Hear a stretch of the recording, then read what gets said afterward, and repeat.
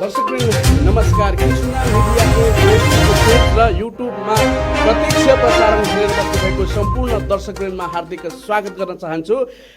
हामी आज पूर्व जनप्रतिनिधिसँग कुराकानी गर्दैछौँ र एकजना सञ्चारकर्मी पनि हुनुहुन्थ्यो।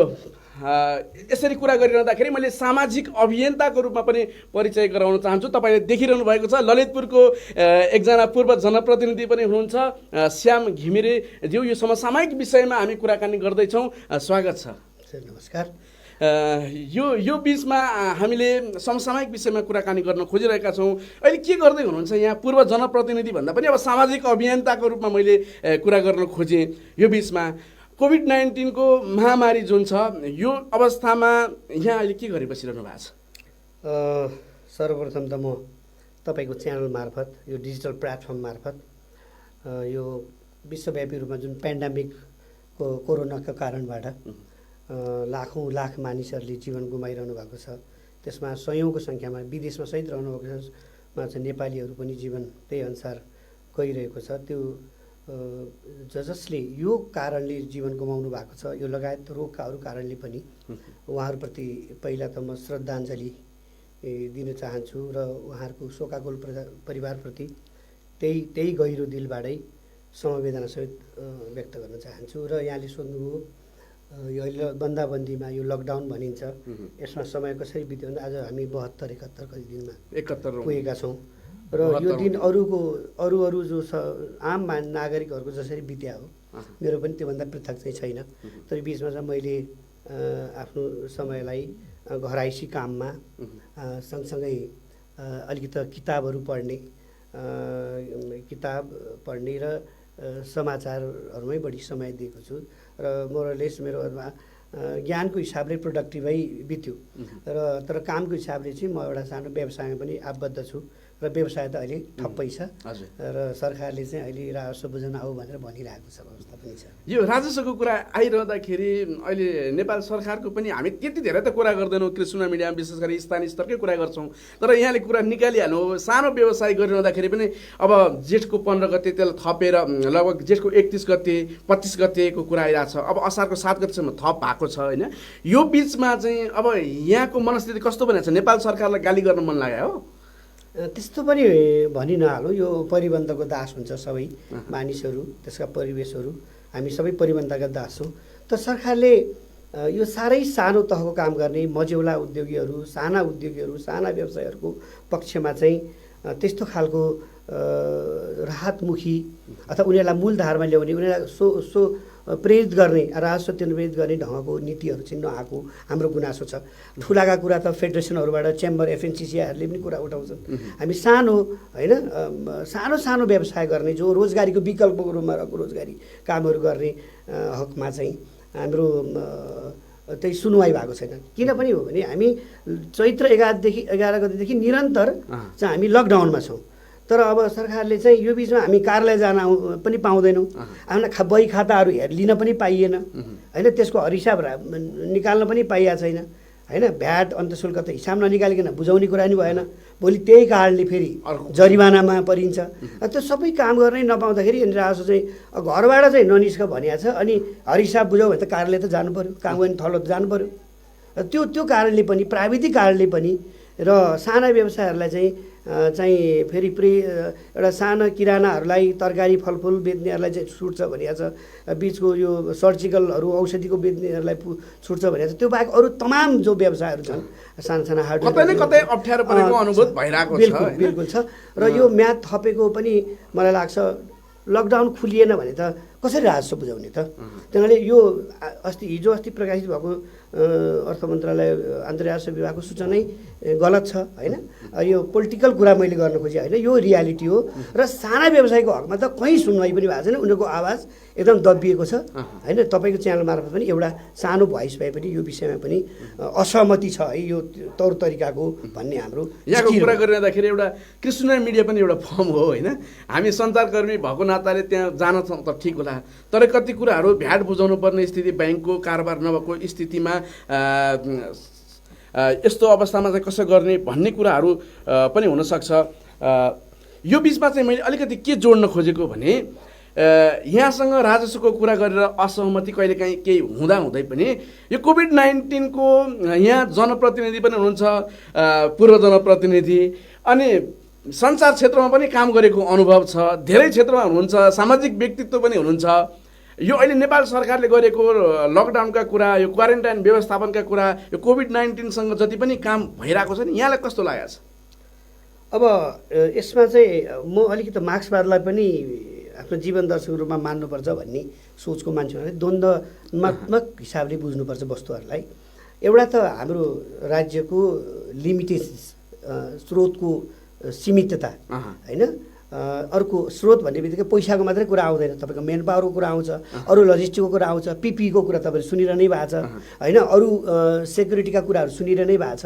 र यो चाहिँ हामीले हिजोदेखि नै तयारी गर्न कमी गऱ्यौँ कि, किनभने यो त डिसेम्बरको लास्टतिर जनवरीको सुरुमै चाइनाबाट त ठुलो होइन, यो वुहान सहरबाट त आयो यो हामी कहाँ आउँदैछ भन्ने, किनभने ठुल्ठुला देशलाई यसले लपेट्दै लगिरहेको, हामी कहाँ त्यो ढिलो चाँडो आउँछ भन्ने त कम्ती नि नीति निर्माताको दिमागसम्म त पुग्या होला, अथवा राज्य सञ्चालकको दिमागसम्म त पुग्या होला होइन। सूचनाहरू त उहाँहरूले हाम्रोभन्दा बढी एक्सेस छ, बहुत छ।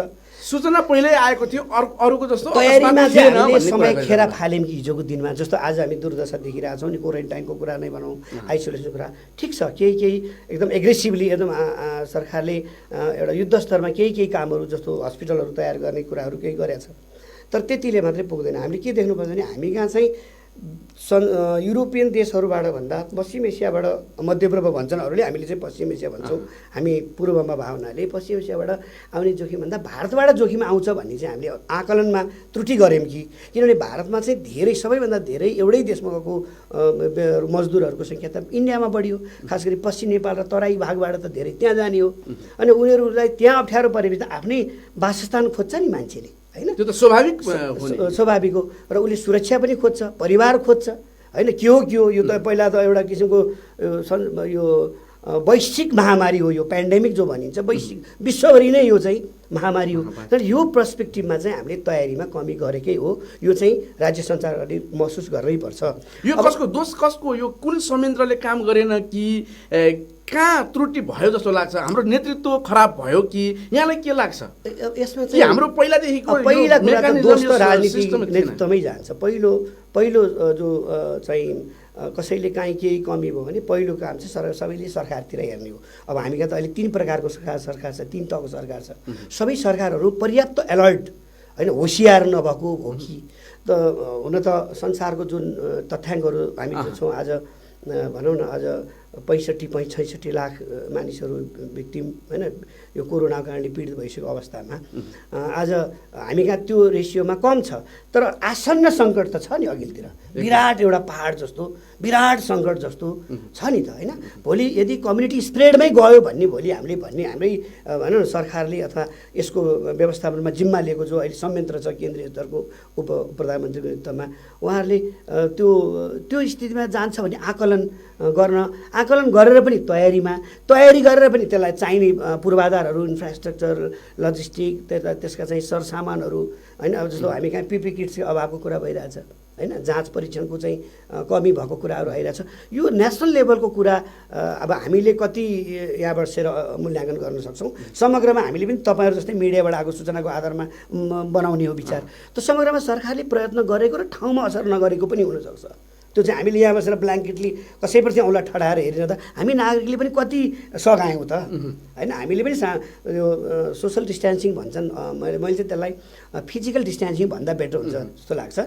तपाईँको र मेरो भनौँ न वैयक्तिक दूरी होइन, सोसियल चाहिँ हामी डिस्टेन्स जो संसारभरि भन्ने भयो भने हामी कहाँ छ वैयक्तिक दूरी अथवा मास्क लगाएर हिँड्ने, भौतिक दूरी, मास्क लगाएर हिँड्ने कुरा अथवा हात नियमित नधुने कुरा अथवा भिडभाडमा नजाने कुरा, काम नपरिकन घरबाट ननिस्किने कुरा, यो चाहिँ हामी सबैले पालन गरेकै कारणले पनि अझ कम हो। अब जति तपाईँ टेस्ट हिजो त के त भने हिजो एउटा दुईवटा आउँदा त आउँदैन होला भन्ने पनि कसैलाई लाग्यो, हिजो टेस्टै भएको थिएन त तपाईँ आज 1.5-2 लाख भएर टेस्ट पुग्दा हामी कहाँ 22-2300 चाहिँ सङ्क्रमितको सङ्ख्या पुग्यो होइन, उपचार भएर निको हुने। यस्तो हुन्छ कहिलेकाहीँ जस्तो यहाँले कुनै बेला गाविसको अध्यक्ष भएर गाविस पनि सञ्चालन नेतृत्व गरिरहनु भएको थियो होइन, त्यो बेलाको अनुभव लिइरहँदाखेरि अब राष्ट्रिय कुरा, अब यहाँले व्यक्तिगत कुरा जोडिरहँदाखेरि मलाई अलिकति स्थानीय सरकारसँग स्थानीय तहमा जोड्न मन लाग्यो, स्थानीय तहगत रूपमा आउँदाखेरि। अब यो कुरा गरौँ न, यहाँले अनुभव गरिरहँदाखेरि अहिलेको स्थानीय सरकारहरूले गरेको कार्य चाहिँ कस्तो लाग्छ यहाँलाई?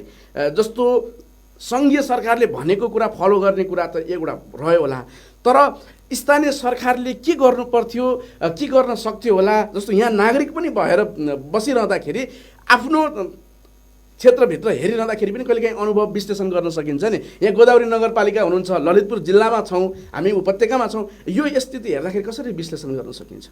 अब मसँग त्यस्तो पर्याप्त तथ्याङ्क सूचना त्यो 14वटा वडाको त छैन आजको अहिले फिलहाल मसँग, तर हामी कहाँ अहिले गोदावरी नगरपालिकामा सङ्क्रमितको सङ्ख्या एउटा पनि मेरो जानकारी चाहिँ एकजना पनि भेटिएको छैन होइन। अपडेट अहिलेसम्मको मलाई अहिले भर्खरै केही भावे थाहा भएन। तर अब जहाँसम्म सङ्क्रमितै छैन भनेर तयारी नगरिकन सुत्ने स्थिति चाहिँ हुनु हुँदैन। यो चाहिँ आम नागरिकले भन्ने कुरा हो। पूर्व तयारी गर होइन, टेस्ट परीक्षण भनिया छ नि हिजो होइन। बन्दाबन्दीमा थुनेर मात्र तपाईँ समस्या समाधान होइन। र जहाँसम्म हाम्रो म बसेको भूगोलको नगरपालिका कुरा गर्छौँ, हामी कहाँ बिरामी नदेखा हुनाले अहिले कम्ती नै वडा स्तरमा आइसोलेसन वार्ड, क्वारेन्टाइन वार्डहरू बनाउने कामहरू पुरा भएको मैले बुझेको छु। जस्तो मेरो वडा नम्बर 4मा चाहिँ भएको छ, एउटा स्कुलको एउटा बिल्डिङलाई लिएर। अब अन्त के कति भयो मलाई त्यति धेरै जानकारी छैन। तर जहाँसम्म स्थानीय तहको, अब हिजो त हामी स्थानीय निकाय थियौँ, अर्काले लाएर आयो काम गर्ने, केन्द्र सरकारले दिएको नीति निर्देशमा ऐन नियमभित्र बसेर सामान्य एउटा चाहिँ अझै कर्मचारीको रूपमा थियो, विकासे प्रतिनिधि भने पनि यहाँले नेतृत्व गरिरहँदाखेरि गाविस अध्यक्ष भइरहँदाखेरि त्यो कर्मचारी सरहको स्वायत्तता केही पनि थिएन भन्न खोज्नु। त्यति पनि अहिले चाहिँ धेरै अधिकार छ, अहिले धेरै गर्न सक्छ भन्ने। हिजो के थियो भने हिजो चाहिँ एउटा फ्रेमभित्र बसेर काम गर्ने थियो भने आज हामी फ्रेमै बनाउन पाउने भयो। हिजो के थियो भने तपाईँ एउटा कल्पना गर्नुहोस्, हिजो हामी मोटर थियौँ।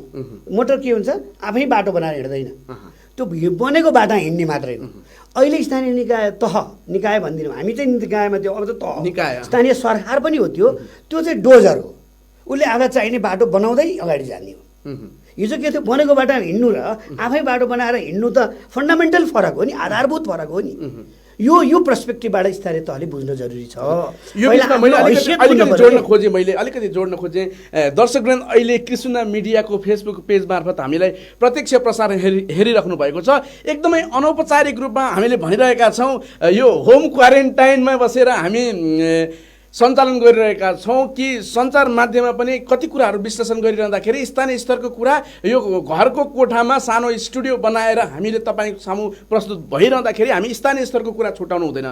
यो कारणले गर्दाखेरि पनि तत्कालीन त्यो बढी खेल गाविस थियो, त्यसको नेतृत्व गर्नुहुने गाविस अध्यक्ष हुनुहुन्छ त्यो बेलाको स्थानीय। तर हामीले सुनिरहँदाखेरि यहाँलाई सफल नेतृत्व भने अहिले पनि हामी बढी खेल गयौँ भने श्याम घिमिरे भनिरहँदाखेरि एउटा सफल नेतृत्व अध्यक्ष भएको व्यक्ति है भनेर यावत सुन्न पाउँछौँ होइन।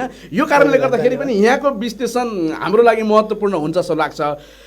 तत्कालीन गाविस अध्यक्षलाई दिएको अधिकार त्यो बेलाको गाविस रहिरहँदाखेरि अहिले ओडा छ, अहिलेको ओडा अध्यक्षलाई दिने अधिकार र तत्कालीन गाविस अध्यक्ष, त्यो बेलाको गाविस अध्यक्ष अहिले ओडा अध्यक्ष, अहिलेको ओडा अध्यक्षलाई चाहिँ कम अधिकार दिएको भन्ने खालको कुराहरू पनि ओडा अध्यक्षहरूबाट स्थानीय सरकारसँग हामी रिपोर्टिङ गरिरहँदाखेरि अलिकति कमै अधिकार दिएको हो। त्यो बेलामा चाहिँ चेकमा सिग्नेचर गर्न पाइन्थ्यो, पैसा चलाउन पाइन्थ्यो। अहिले चाहिँ 20,000को काम गर्न पर्यो भने नगरपालिका धाउनुपर्छ, झन् यो त माथि लगेको नाम मात्रै अधिकारको भन्ने कुरा पनि आज यहाँले कसरी हेरिरहनु भएको छ? ठिक छ, हिजोको एउटा सिस्टमै अलग थियो।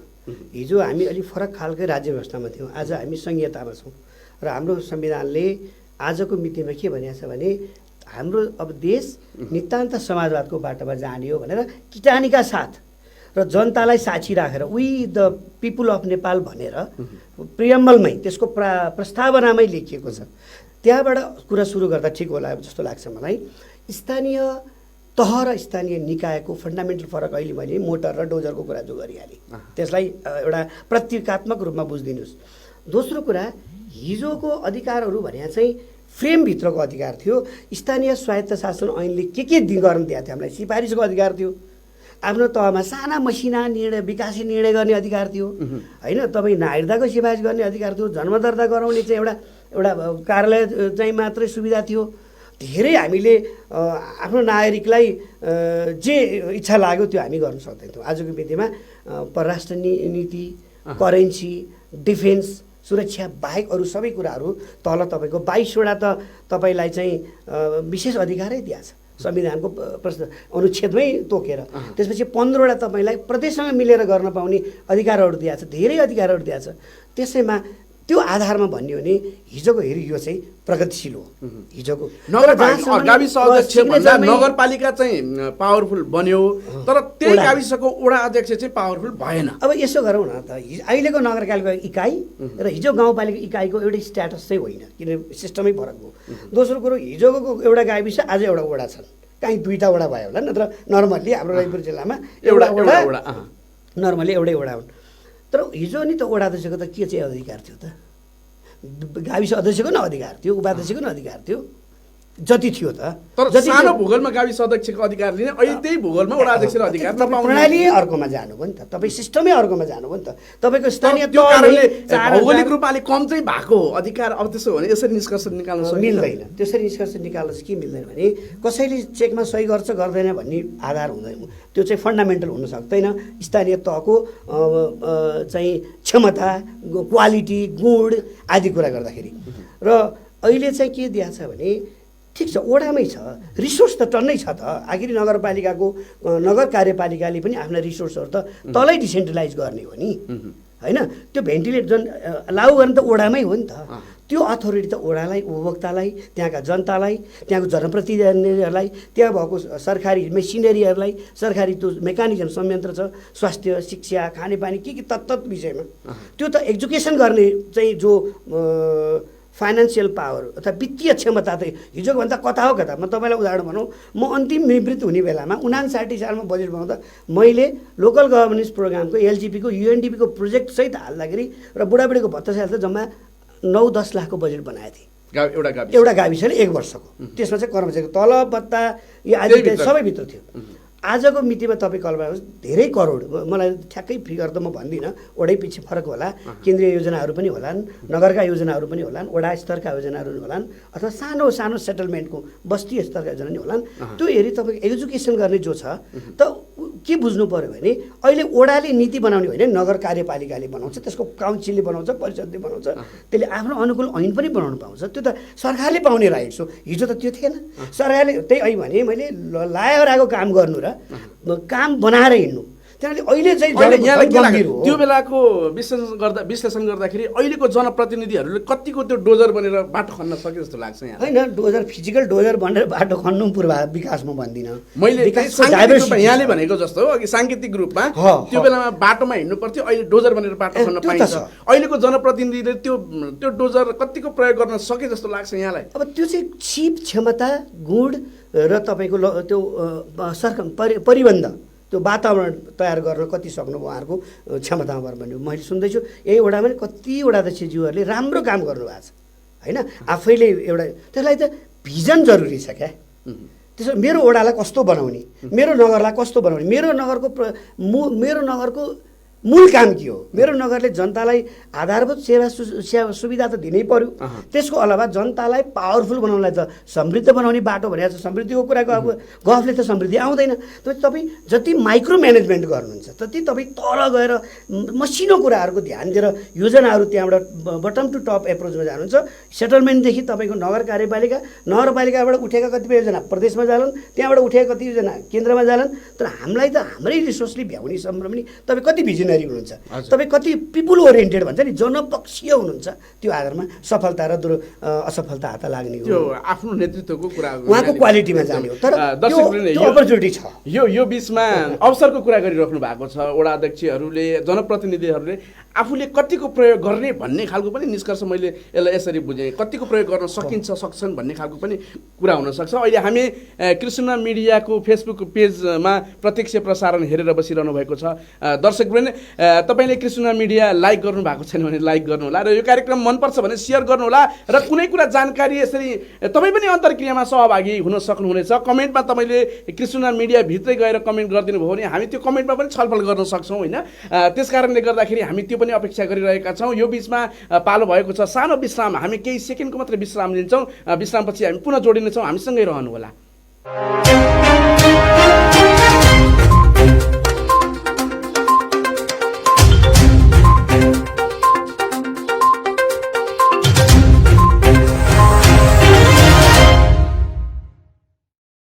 नेपाल सरकारले लागू गरेको लकडाउनका कारण धेरै नेपाली आफ्नो गाउँ फर्किनु भएको छ। तपाईहरू व्यस्त जीवनशैलीमा हुनुहुन्न। यो समयको सदुपयोग गरेर कृषि कर्ममा जुटौं। तपाईको घर वरपर टारी, खेत, पाखु, बारी, सुर्का सुर्की, करेसा बारी पनि बाँझो होला। अब कहीँ कतै खाली नराखौं। बिउ रोपौं, बिरुवा लगाऊ, खाद्यान्नमा आत्मनिर्भर बनौं। आफ्नै घरको छत कौसीमा पनि तरकारी लगाएर कौसी खेती पनि गर्न सकिन्छ। तपाईको यो प्रयासले बेरोजगारीको समस्या कम हुन सक्छ, खाद्य संकट कम गर्न मद्दत पुग्छ। आउनुहोस् अब कृषि अभियान सुरु गरौँ। अहिले नगरे कहिले गर्ने, हामीले नगरे कसले गर्ने।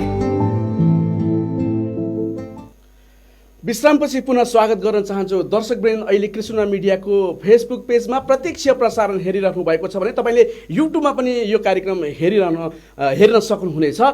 यो बिचमा हामीसँग आज पूर्व जनप्रतिनिधि एकजना सामाजिक अभियन्ता श्याम घिमिरे ज्यू हुनुहुन्छ। ललितपुर क्षेत्रको एकजना सफल नेतृत्व भनेर पनि चिनिन्छ उहाँलाई।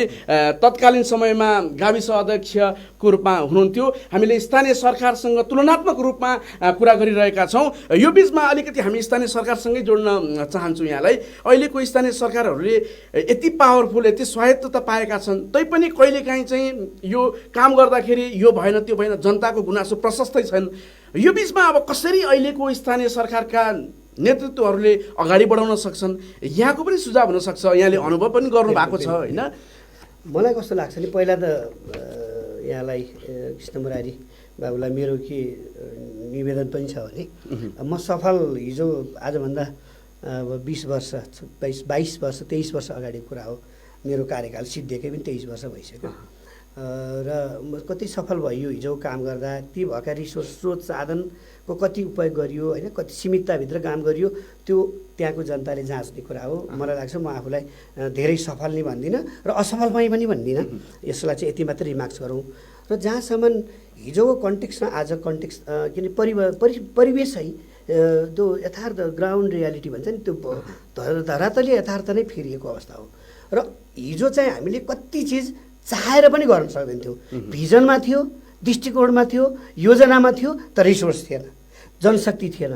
हामीसँग त्यो खालको एउटा लङ रन पर्सपेक्टिभको कति प्लानिङहरू हामीले गऱ्यौँ, त्यत्तिकै छोडेर बस्नु पर्थ्यो। आज चाहिँ त्यो छैन। आज चाहिँ धेरै तपाईँको रिसोर्सदेखि लिएर कर्मचारीहरूकोदेखि लिएर होइन, अलिकति भिजनरी मान्छेहरूदेखि मतलब भनौँ न जनप्रतिनिधिहरू पनि आज त्यो अभाव छैन। र सबै जनप्रतिनिधिको पछाडि फेरि दलहरू पनि छन् र त्यो जिम्मेवारी चाहिँ दलहरूले पनि स्वामित्व लिनुपर्छ।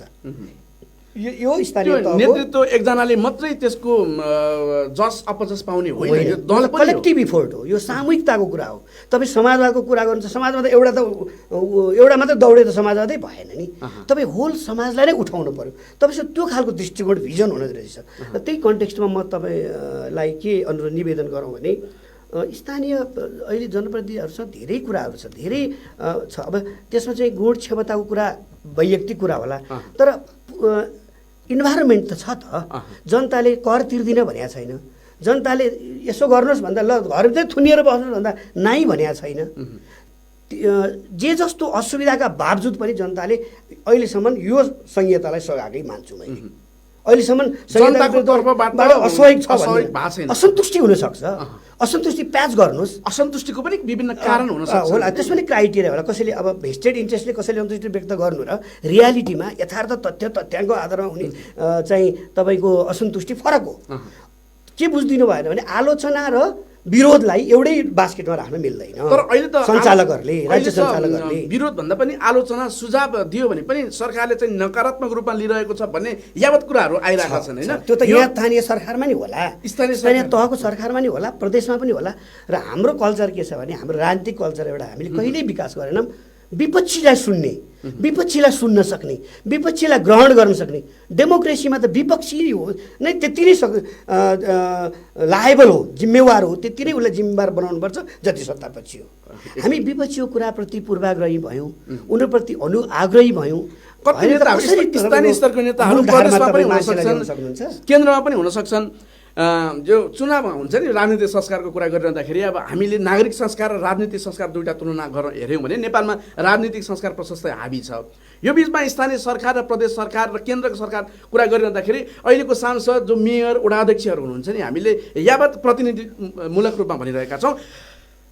चुनाव जितिसकेपछि जो मसँग लडेको थियो नि उम्मेदवार हुनुहुन्थ्यो, मैले जितिसकेपछि म अहिले त्यो लडेको व्यक्तिको मुख हेर्न पनि चाहन्न, उसँग मैले सल्लाह पनि लिन सक्दिनँ, सल्लाह पनि लिन चाहन्न, किनभने मैले जितिसकेपछि अब मेरो हो भन्ने खालको यावत कुराहरू पनि आएको त्यो दलहरूले पनि यो कुरा राखिरहनु भएको छ। अब यो स्थितिलाई चाहिँ कसरी हेर्ने, यो राजनीतिक संस्कारलाई कसरी हेर्न सक्छौँ? अब हामीले यो सानो तहबाट होइन तपाईँको डिजिटल प्लेटफर्मबाट नेपालभरिकै पोलिटिकल कल्चरको बारेमा धेरै छलफल गर्न सकौँला नसकौँला, म धेरै ठुलो पनि कुरा नगर्छु भन्छु। जतिसक्दो तपाईँ सानो इकाइबाट कुरा गर्नुहोस्, सानो तहबाट कुरा गर्नुहोस्, सानो बस्तीबाट कुरा गर्नुहोस्, त्यति प्रब्लम त्यहाँबाट जति यहाँ त कस्तो टोल सुधार समिति गठन भयो भने मसँग चाहिँ अध्यक्षमा को लड्या थियो, मैले जितेँ, अब त्योसँग किन कुरा गर्ने भन्ने खालको कुरा पनि आउँछ नि। अब वडामा आउँछ, यो नगरपालिकामा आउला, प्रदेशमा आउला। समस्या के हो भने हामी कहाँ लोकतन्त्र चाहिँ मुखले चाहिँ धेरैजनाले धेरै किसिमबाट भन्यौँ, लोकतन्त्रलाई आत्मसात चाहिँ गर्न सकेका छैनौँ। कल्चर हो, लोकतन्त्र भने चाहिँ यो कल्चर हो, यो सिस्टम मात्र होइन, प्रणाली मात्र होइन। मेरो बुझाइमा म रङ छैन भने, म गल्ती छैन भने डेमोक्रेसी भनेको चाहिँ एउटा लाइफस्टाइल बन्नुपर्छ। तपाईँ हिसाब गर्नु न, निर्वाचित हुनेले टोटल खसेको मतको 30% ल्याएको हुन्छ, 70% मत त विपक्षमा छ। तपाईँ विपक्षीको आवाजलाई तपाईँ नजाँदा गर्नै सक्नुहुन्न। यदि गर्नु भएन भने त्यो कल्चरली एक्सेप्टेन्स हो, सांस्कृतिक रूपमा तपाईँले त्यो विपक्ष पनि तपाईँको हो। र म अर्को कुरा पनि स्मरण गरौँ, म जुन दिन भोट हाल्न ड्रप गर्न जान्छु नि, त्यो मत खसालुन्जेल म कुनै पार्टीको आग्रह अनुग्रह आकर्षणमा म भोट हाल्छु। भोट खल्सिएपछि म विपक्षी हो। मेरो बुझाइ चाहिँ किन विपक्षी हो भने मैले त एउटा आकाङ्क्षा राखेर तपाईँलाई मत दिएँ, तपाईँलाई जिताएँ, तर मैले नपाएपछि मैले प्रश्न सोध्छु नि, क्वेसन। प्रश्न सोध्ने बित्तिकै हाम्रो यहाँ के कल्चर छ भने प्रश्न सोध्छु यो विपक्षी भयो, यसले आलोचना गर्ने, यो त हाम्रो कार्यकर्ता हो नि, दलभित्र पनि आन्तरिक रूपमा देखिन्छ। तब त्यो कल्चर तपाईँ कल्चरली तपाईँलाई त्यसले स्वीकार गर्नु नि। तपाईँ हामी बहुभाषिक, बहुसामाजिक, ल्याङ्ग्वेज विभिन्न, हामी विविधताभित्र बसेको हाम्रो समाज छ नि त, यो एकाङ्की त छैन। यसरी बुझौँ, यदि मानौ नेकपाको सरकार छ, नेकपाको कुनै कार्यकर्ताले सुझाव दियो अथवा अलिकति आलोचनात्मक ढङ्गबाट सकारात्मक आलोचना पनि हुनसक्छ, त्यो गर्यो भने चाहिँ हो यो त अर्को पार्टीमा गयो क्या, यसले त भएन क्या भनेर भोलि उसलाई पार्टीबाट कारबाही हुने सदस्य छ भने कुनै रूपमा, होइन भने के अप्ठ्यारो छ भने अप्ठ्यारो पर्ला है यसरी नलेख भन्ने पनि खालको यावत स्थानीय स्तरमा यो कुरा आउँछ। कृष्ण मिडियाले चाहिँ स्थानीय स्तरको कुराहरू हामी देखाउने कोसिस गरिरहेका छौँ। यो बिचमा यस्ता खालका कुराहरू पनि आउँछन्। यहाँलाई एउटा प्रश्न आएको छ, उद्धव लुइटेलले लेख्नु भएको छ, स्थानीय नेतृत्वको मूल्याङ्कन कसरी गर्नुहुन्छ भनेर। अब अहिलेको हेर्दाखेरि चाहिँ कस्तो भने हामीले 3 वर्ष मोटामोटी हेरिसक्यौँ। 3 वर्ष मोटामोटी, धन्यवाद उद्धव सरलाई, म चिन्दछु पनि होला। यो मूल्याङ्कन हामीले के पर्सपेक्टिभबाट गर्ने, त्यसका चाहिँ एबिसिडी छुट्टिनुपर्छ। जनतासँग दैनन्दिन काममा जुटेको कनेक्टिभिटीको हिसाबले मूल्याङ्कन गर्ने हो भने मलाई लाग्छ अहिलेको जनप्रतिनिधिको अच्छा होला। जनतासँग जोडिएर काम गरिरहेको छ, वडादेखि लिएर नगरसँग दिनै जनतासँग संवाद अन्तर्क्रिया बातचित हुन्छ। तर प्रभावकारी कामको हिसाबले तपाईँ सोध्नु हो भने हिजो उहाँहरूले नै लिखितम गरेको घोषणापत्रको कामहरू उहाँहरूले आजको मिटिङमा कतिचोटि पल्टाएर हेर्नुभयो। म विनम्रतापूर्वक स्थानीय जनप्रतिनिधिहरूलाई भन्न चाहन्छु, तपाईँले जारी गरेको घोषणापत्र जसले जितेर जानुभयो त्यो एकचोटि पढ्नुहोस्, पल्टाउनुहोस् र मूल्याङ्कन गर्नुहोस्। जनता केहीबाट सुरु हुन्छ र मैले मूल्याङ्कन गर्ने भन्दा आम मान्छेले मूल्याङ्कन गर्दाखेरि चाहिँ उसले दिनदिनैको हिसाब राख्छ। उसले चाहिँ यो चाहिँ आजभोलि स्कुलमा पढाइ हुन्छ नि, त्यो एसेसमेन्ट भन्छ नि, दिनदिनै आज पनि नम्बर दिने, भोलि नम्बर दिने, 7 दिनको यति दिने। अहिले कसैले के नभन्ठाने हुन्छ भने जनप्रतिले हामीले गरिरहेछौँ सुदूर मुरगल जस्तो बालुवामा मुन्टु गुजाएर मलाई कसैले देखाएको छैन म नभन्ठाने हुन्छ। हरेक जनप्रतिनिधिलाई चारैतिरबाट हरेक नागरिकले हरेक इन्डिभिजुअलले हरेक दृष्टिकोणबाट हेरिरहेकै छ। उहाँहरूको गुण र दोषलाई टाउको लुकाएर बसिरहनु भएको स्थिति पनि देखिन्छ कतिपय ठाउँमा यो नाङ्गो सत्य हो। तपाईँले मन नपरेर हुन्छ र तपाईँलाई यसो गर्नु पर्दैन। कहिले काहीँ घोषणा पत्रमा मैले यो लेखेको थिएँ, मेरो 2 वर्ष कार्यकाल सक्यो, यो काम मैले गर्न सकेँ, यो बाँकी छन् है भनेर आम जनता आफ्नो नागरिकलाई उहाँहरूले गराउन सक्नु भएन भने त टाउको लुकाएको बुझियो नि त। त्यही पोइन्टमा भन्दैछु कति नेतृत्व आफ्नो मूल्याङ्कन गरिरहनु भयो होला पनि हैन। अब हामीलाई त अब आउँदा म के अनुरोध गरिरहेको छु भने जनप्रतिनिधिहरूले अब हिजो अहिले बच्चाहरूले 1 वर्ष काम पढाइ गरेपछि मार्कसिट लिएर रिपोर्ट कार्ड लिएर घर जान्छ नि।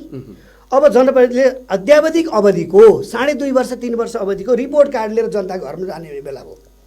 मैले यो गर्छु भनेको थिएँ, यसमा यो काम चाहिँ मैले गर्न भ्याएँ, यो काममा म यति प्रतिशतमा पुगेँ, यो काम मैले गर्न सकिनँ। अब त ब्ल्याक एन्ड व्हाइटमा जनताले खोज्छ।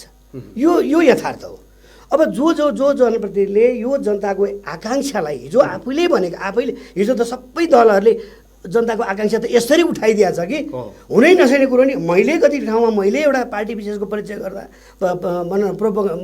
प्रचार प्रसार जाँदा मैले कति ठाउँ भने होला भला म जिम्मेवार भइनँ, म आजको त्यो ठाउँमा छैन, त्यो स्वामित्व मैले लिनु पर्छ कि पर्दैन, लिनुपर्ने अंशको म पनि लिन्छु। तर हिजो उहाँहरूले भने कहीँ जनताले नयाँ कुरो भनेकै छैन। अहिले नयाँ परिस्थिति पैदा भएको भने त तपाईँको कोरोनाले नै हो। त्योभन्दा अगाडि त उहाँहरूलाई 3 वर्ष त मजाले खेली खाई 70-72 दिन भयो। योभन्दा अगाडि पनि त यो कुरा हुन सक्थ्यो नि त।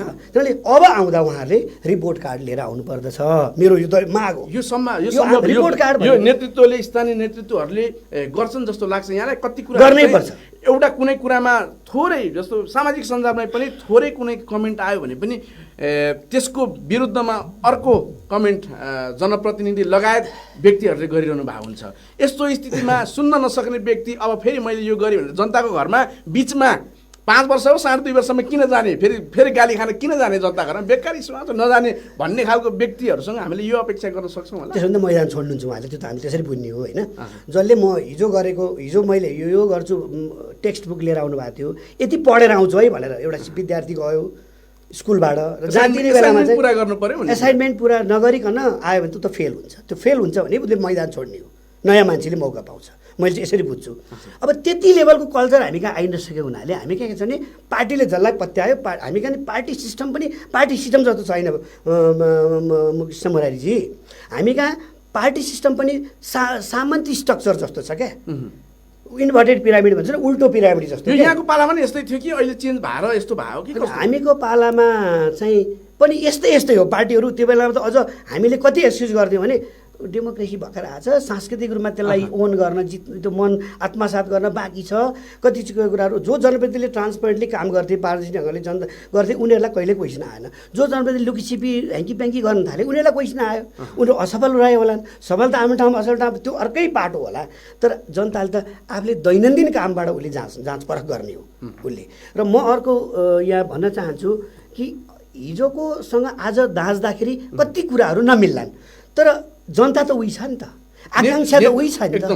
र कहिले पनि जो यहाँ आए पनि काँडै चिरेका भन्ने परिस्थितिको अन्त हुनुपर्छ कि पर्दैन, यो तपाईँ हामीले भन्ने कुरा। यहाँको पालामा एकदमै आकाश पातालको फरक पनि हुनसक्छ होइन।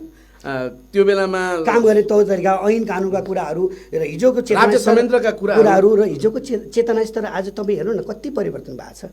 आज कुन घरमा आज हामी बसेको भूगोलकै मात्र कुरा गरौँ, दूरदराजको कुरा नगरौँ, कर्णाली प्रदेशको कुरा नगरौँ होला। आज हरेक यो काठका घरमा कुन घरमा MA BA पास नगरेको, मास्टर्स PhD नगरेको कुन परिवारमा छ होइन? कम चाहिँ ग्रेजुएटेड छ परिवारमा बच्चा भए पनि। त्यो स्थिति आज त्यो सोसियल साइकोलोजिकल स्ट्रक्चर है। जो नेतृत्वमा आउनु भएको छ एउटा सुसूचित जनताले चुनेर पठाउनु भएको नेता हो नि त। हिजो जाँच परख गरेर खरो उत्रेर उहाँ पास भएर आउनुभयो हो नि त।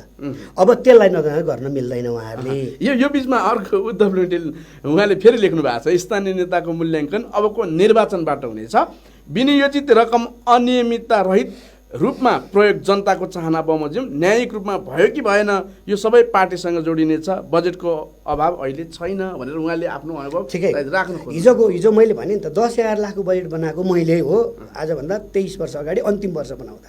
आज 10-12 लाख त एउटा नि एउटा टोलमा जान्छ। पहिला यस्तो हुन्छ नि, हामी स्थानीय अझ व्यक्तिगत रूपमा म आफू पनि स्थानीय सरकारसँग अलिक नजिक भएर काम गर्न, रिपोर्टिङ गर्न मन पराउँछु। स्थानीय स्तरका वडा अध्यक्षहरू, वडा सदस्यहरूसँग पनि पुग्छौँ, हामी मेयरहरूसँग पुग्छौँ, प्रदेशका सांसदहरूसँग कुरा गर्छौँ। यही कुरा गरिरहँदाखेरि एकदमै अधिकार दिएको, तर यो कर्मचारी तन्त्रको कारणले जुन यो 19-20 वर्ष चुनाव भएन, यो कारणले गर्दा यो हावी भएको कारणले हामीले कर्मचारीले काम गर्न दिएनन् है भनेर पनि कहिलेकाहीँ उहाँहरू आफ्नो कहिलेकाहीँ होइन। यो म यसमा म आंशिक सत्यता देख्दछु पनि सबै कर्मचारीलाई एउटै बास्केटमा हालेर सबै योगजमै कुहिएको भन्न पक्षमा छैन। हामी द्वन्द्वात्मक भौतिकवादी छुँडले यसमा पनि हुन्छ नि, सज्जन देशभक्त कर्मचारीहरू पनि हुनुहुन्छ, साँच्चै मनैदेखि देश सेवा गरिरहनु भएको हुन्छ, उहाँहरूलाई मेरो केही गुनासो छैन। तर सत्य कुरा अर्को के हो भने जो 20-22 वर्षको अवधिसम्म ब्युरोक्रेसीले स्थानीयदेखि लिएर होल सिस्टमै चलायो, केन्द्रमा सरकार आउने जाने त भयो, त्योभन्दा तलको निकाय कुनै पनि छैन। त्यसले गर्दाखेरि चलाउँदाखेरि के हुन्छ भने एउटा म्यान इटर टाइगर भन्ने एउटा कथा सुन्नुभयो होला। जुन बाघले बस्तीमा छिरेर मान्छे खान थाल्यो र मान्छेको रगतको स्वाद पायो भने उसले जङ्गल फर्केर अरू जनावर हन्ट गर्दैन, उसले फेरि मान्छे खोज्छ अरे। सेम यही कुरा उहाँहरूको जीवनकालमा नै लागु हुन्छ कि त्यो ब्युरोक्रेसीले आफै हातमा डाडु पनि हो, आफै कार्य गरे। हिजो चलाएको त उसैले हो, हिजो उसैले योजना छान्थ्यो होला, तथाकथित रूपमा केही त्यहाँ जनप्रतिनिधि इँदै मान्छे ल्याएर चाहिँ त्यो एउटा चाहिँ भनौँ न प्रक्रिया पुरा गरेन। तर समग्रतामा त्यस्तो थिएन, यस्तो हुँदैन। कतिपय बेला त जनतालाई थाहै हुँदैन थियो, विकास छानिएर अब कार्यान्वयन हुने आउने बेलामा त्यहाँ के अनुगमन समिति के चाहियो, कागजी यसको अर्थ त्यो स्तरमा काम गर्ने जनप्रतिनिधिहरूको के अरे जनप्रतिनिधि होइन कर्मचारीहरूको त्यो खाने त्यो रगत खाने बानी बसिसकेको छ भने उसले छोड्दैन। अहिले पनि त्यही स्थिति त्यो लिगेसी कन्टिन्यू पाइँदैन, त्यो एक्सक्युज होइन। अहिलेको राजनीतिक नेतृत्वलाई शून्य सहनशीलता गफमा होइन, भ्रष्टाचारप्रति शून्य सहनशील भएर नै काम अगाडि बढाउनुपर्छ। अन्यथा यो पनि उही के भन्दाखेरि मलाई ब्युरोक्रेसीले सघाएन, मलाई फलानले सघाएन भन्ने किन्तु परन्तु तर तथापि अपि छैन। अब यसको छैन, किनभने अहिले स्ट्रङ गभर्मेन्ट छ, केन्द्रमा पनि प्रदेशहरूमा पनि एकलौटी खालको गभर्मेन्ट छ, स्थानीय तहमा पनि छास विषय भए पनि एउटा खास विशेष पार्टीको छ। अब त उहाँहरूलाई काम गर्नु त झन् सहिलो हुनुपर्ने हो नि त। मैले बुझा होइन, मैले बुझ्दा हिजो मैले कहाँ भोट दिएँ प्रधान कुरो भएन। अब मैले भोलि भोट दिनको लागि मलाई उहाँहरूले मेन्टल्ली फिजिकल्ली तयार गर्ने कि नगर्ने र जहाँसम्म जनप्रतिनिधिको हकमा कुरा छ, जनप्रतिनिधिहरूलाई म त भन्छु धेरै थाहै छैन। मेरो कानुनका अल्झाबल्झामा गाँठो गुठोमैतिर अल्मा ल्याएर अरूले काम गरेर आउनु कि भन्ने किन त्यस्तो हामीले जनप्रतिनिधिको क्वालिटीको कुरा आयो। जनप्रतिनिधि सबैलाई मैले फेरि जनप्रतिनिधिलाई नै कर्मचारी जस्तै एउटै ढङ्गले भन्दिनँ, तर जनप्रतिनिधिले त क्वेसनै गरेको देखिँदैन। जनप्रतिनिधिले कुनै मेरो प्रेसले यो खालको टिप्पणी उठाएर ल्यायो भने यो चाहिँ किन भनेर प्रश्न गर्नुपर्छ पर्दैन, प्रश्न गर्नु पऱ्यो नि। यो चाहिँ जस्टिफाई गर्नुहोस्, यसका गुण र दोषहरू र यो काम गर्दा हामीलाई के गुण प्राप्त हुन्छ, के लाभ हुन्छ र के हानि हुन्छ, त्यसरी धेरैचोटि त्यो भनौँ न विचारहरूको माग्ने मातापछि गर्ने। त्यहाँबाट यो खालको जब कल्चर डेभलप हुँदैन र जनप्रति आफै पनि अध्ययनशील हुनु पऱ्यो। त्यो डोजर जोत्नलाई दौडिने होइन क्या उहाँहरूको काम। डोजर लिएर बाटो खोलिदिने। अहिले त मैले दुःखको कुरा सुनाएको छु, प्लटिङ बाटो जाँदैछ, यो राम्रो कुरा हो त। प्लटिङ चाहिन्छ, व्यवस्थित बसोबासको लागि प्लटिङ चाहिन्छ, तर यसको अर्थ यो होइन कि जनप्रतिनिधिको कामै प्लटिङ मात्रै गर्ने, ढुङ्गा खानी मात्रैमा लाग्ने, इँटा भट्टामा मात्रै लाग्ने, यो त भएन नि त। जनताका आधारभूत कुरामा कहिले एड्रेस गर्ने त, कसले गर्ने त? तपाईँले नै भन्नुहुन्छ, तपाईँको यो क्लिप्समा सुन्छु, अहिले नगरी कहिले गर्ने, हामीले नगरी कसले गर्ने। यो त गोल्डन अपर्च्युनिटी हो नि, चुनौती पनि छ। यदि यो अवस्थामा यहाँले भने जस्तो स्थानीय जनप्रतिनिधिहरूमा क्षमता कम भयो, दक्षता कम भयो भने अब सङ्घीयतालाई हामीले सफल पार्नुपर्ने स्थितिमा कतै स्थानीय तहको अध्यक्ष नेतृत्वले गर्दाखेरि संहितामै खराब हुने हो कि भन्ने पनि कुरा आउन सक्छ। त्यति पर त मैले अब त्यस्तो खालको किन जनताहरू निराश भएको स्थिति छ नि अहिले स्थानीय सरकार प्रदेशसँग पनि त्यति पर संहिताको इम्प्याक्ट त पर्छ। हेर्नुहोस्, तपाईँले गर्ने दिनदिनै हरेक जनप्रतिनिधिले एकचोटि कलम चोप्दाखेरि त्यसको इम्प्याक्ट त त्यो कति एरियालाई गर्ने हो गर्छ। यहाँले भने जस्तो अब कति जनप्रतिनिधिहरूले पनि हाम्रो कार्यक्रम हेरिरहनुहुन्छ होइन, हेरिरहनु भयो होला। यो बिचमा कतिचोटि स्थानीय सरकार सञ्चालन ऐन पल्टाएर पटक पटक त्यो हेरिरहनु भएको छ, स्टडी गर्नु भएको छ र कतिपटक मैले गरेको घोषणापत्र फेरि पल्टाएर हेर्नु भएको छ र कतिपटक आफ्नो जनतालाई चाहिँ यो घोषणापत्रमा मैले यो पुरा गरेँ, यो कारणले सकिएन, यहाँ यस्तो समस्या रहेछ भनेर कतिजना जनप्रतिनिधि आउनु भयो होला भनेर उहाँले स्वयं मूल्याङ्कन पनि गर्नुहुनेछ होइन। हाम्रो एउटा सकारात्मक दबाब पनि हो। तर यो भनिरहँदाखेरि अब फेरि गर्न सकिन्छ नि त यी कुराहरू। यहाँको सुझाव पनि अझै बाँकी छ होइन, किनभने अर्कोचोटिलाई पनि काम लाग्न सक्छ यो कुरा। यो बिचमा मैले अर्को एउटा कमेन्ट पढ्न चाहेँ। चिरञ्जीवी आचार्यले ग्रेट भनेर भन्नुभएको छ, पुरुषोत्तम हुमागा हेरिरहेको छु है भनेर भन्नुभएको छ। एकदमै अनौपचारिक ढङ्गबाट हामी कुराकानी गरिरहेका छौँ है। बजेट छ भन्दैमा चिरञ्जीवी आचार्यले लेख्नु भएको छ, बजेट छ भन्दैमा जहाँ पायो त्यहीँ खर्च गर्ने प्रवृत्ति र आफ्नाको मात्र मतलब राख्ने प्रवृत्तिको अन्त्य नभएसम्म गणतन्त्रले आफै केही दिँदैन, व्यक्तिवादी प्रवृत्तिको अन्त्य आवश्यक छ भनेर सुझाव दिनुभएको छ। यहाँ सहमत हुनुहुन्छ? एकदम। गणतन्त्र अमूर्त चिज होइन, यो एब्स्ट्र्याक्ट कहीँबाट ठ्याक्कै ल्याएर ट्याक्कै राख्ने चिज होइन, चन्द्रमाबाट आएको चिज नै होइन, अन्तरिक्षबाट आएको चिज। यहाँको जनताको एस्पिरेसनलाई आकाङ्क्षालाई एड्रेस गरे हो भनेको छ नि त। हिजो 11 वर्षे जनयुद्धदेखि लिएर त्यसपछिका आन्दोलनहरूदेखि लिएर राजतन्त्र समाप्त भएर आजसम्म हामी आइपुग्दा यो जनताकै सम्पत्ति हो भनेर हामीलाई भनिएको छ नि त। अब भन्न चाहिँ त्यसो भन्ने अनि जनतामा चाहिँ तलसम्म साँच्चै हामीले यो गर्दैछौँ, यसो गर्नुपर्छ, के गर्ने भनेर नभन्ने प्रवृत्ति जो छ। मैले अहिले भने उल्टो पिरामिड के हुन्छ, तल बेस ठुलो हुन्छ, चुचो हुँदै जान्छ, टप टु बटम एप्रोच नभएर माथिबाट लाद्ने, तल चाहिँ सोली जस्तो जाने, जो त्यो एप्रोचको म विरोधी हो। आधारभूत रूपमा जनतालाई खुसी पार्नुहोस्। जनताले के मागेको छ, बाटो दिनुहोस् न हामीलाई भनेको छ, धुलो नहुने बाटो दिनुहोस् भनेको छ, हामीलाई स्कुल दिनुहोस् भनेको छ, हामीलाई स्वास्थ्य चौकी सुविधा सम्पन्न औषधालय दिनुहोस् भनेको छ, हामीलाई कृषि मल बिउ बिजन समयमा उपलब्ध। अब जनताको के ठुलो माग छ, हाम्रा छोरछोरीहरू पढेका छन्, रोजगारी दिनुहोस् भनेको छ। अझ त्यो लोड त जनताले आफैले विदेश पठाएर आफ्नो घर खेत बेचेर विदेश पठाएर सरकारलाई रोजगारको लोड त धेरै कम गरिदिएको छ। अझ त्यसको लागि त सरकार त उल्टो रेमिटेन्स दिएको छ। सरकार सबै तहको सरकारको कुरा गरेँ मैले, किनभने रेभिन्यू त जुन तहमा आए पनि आखिर त्यही जनताकै लागि काम गर्ने हो। मेरो भनाइ चाहिँ यति मात्रै हो कि हिजोको कन्टेक्स्टमा आज हामी कम्पेरिजन गर्दा कति कुरा म्याच गर्ला कति कुरा नगर्ला त्यो आम ठाउँमा छ। तर यी तमाम तल भुइँमा काम गर्ने जो विकासीय प्रतिनिधिहरू हुनुहुन्छ, हामीले त्यो स्थानीय सरकार जो भनेका छौँ, उहाँहरूको दैनन्दिन कामको कारणले संहितामा जोखिम भयो भने त्यसको जिम्मेवारी उहाँहरू नै हो, जनता हुँदैन। जनताले आज असन्तुष्टि व्यक्त गर्यो भने जनतालाई गाली गरेर, जनतालाई धारे हात लाएर फेसबुकमा तथानाम लेखेर यो समाधान हुँदैन। तपाईँ बटममै आउनुपर्छ, तलै आउनुपर्छ। र अहिले कोरोनाले पनि त्यो देखाइदिएको छ। हेर्नुहोस् न, कत्रो देशको आज चाहिँ हैसियत देखाइदिएन।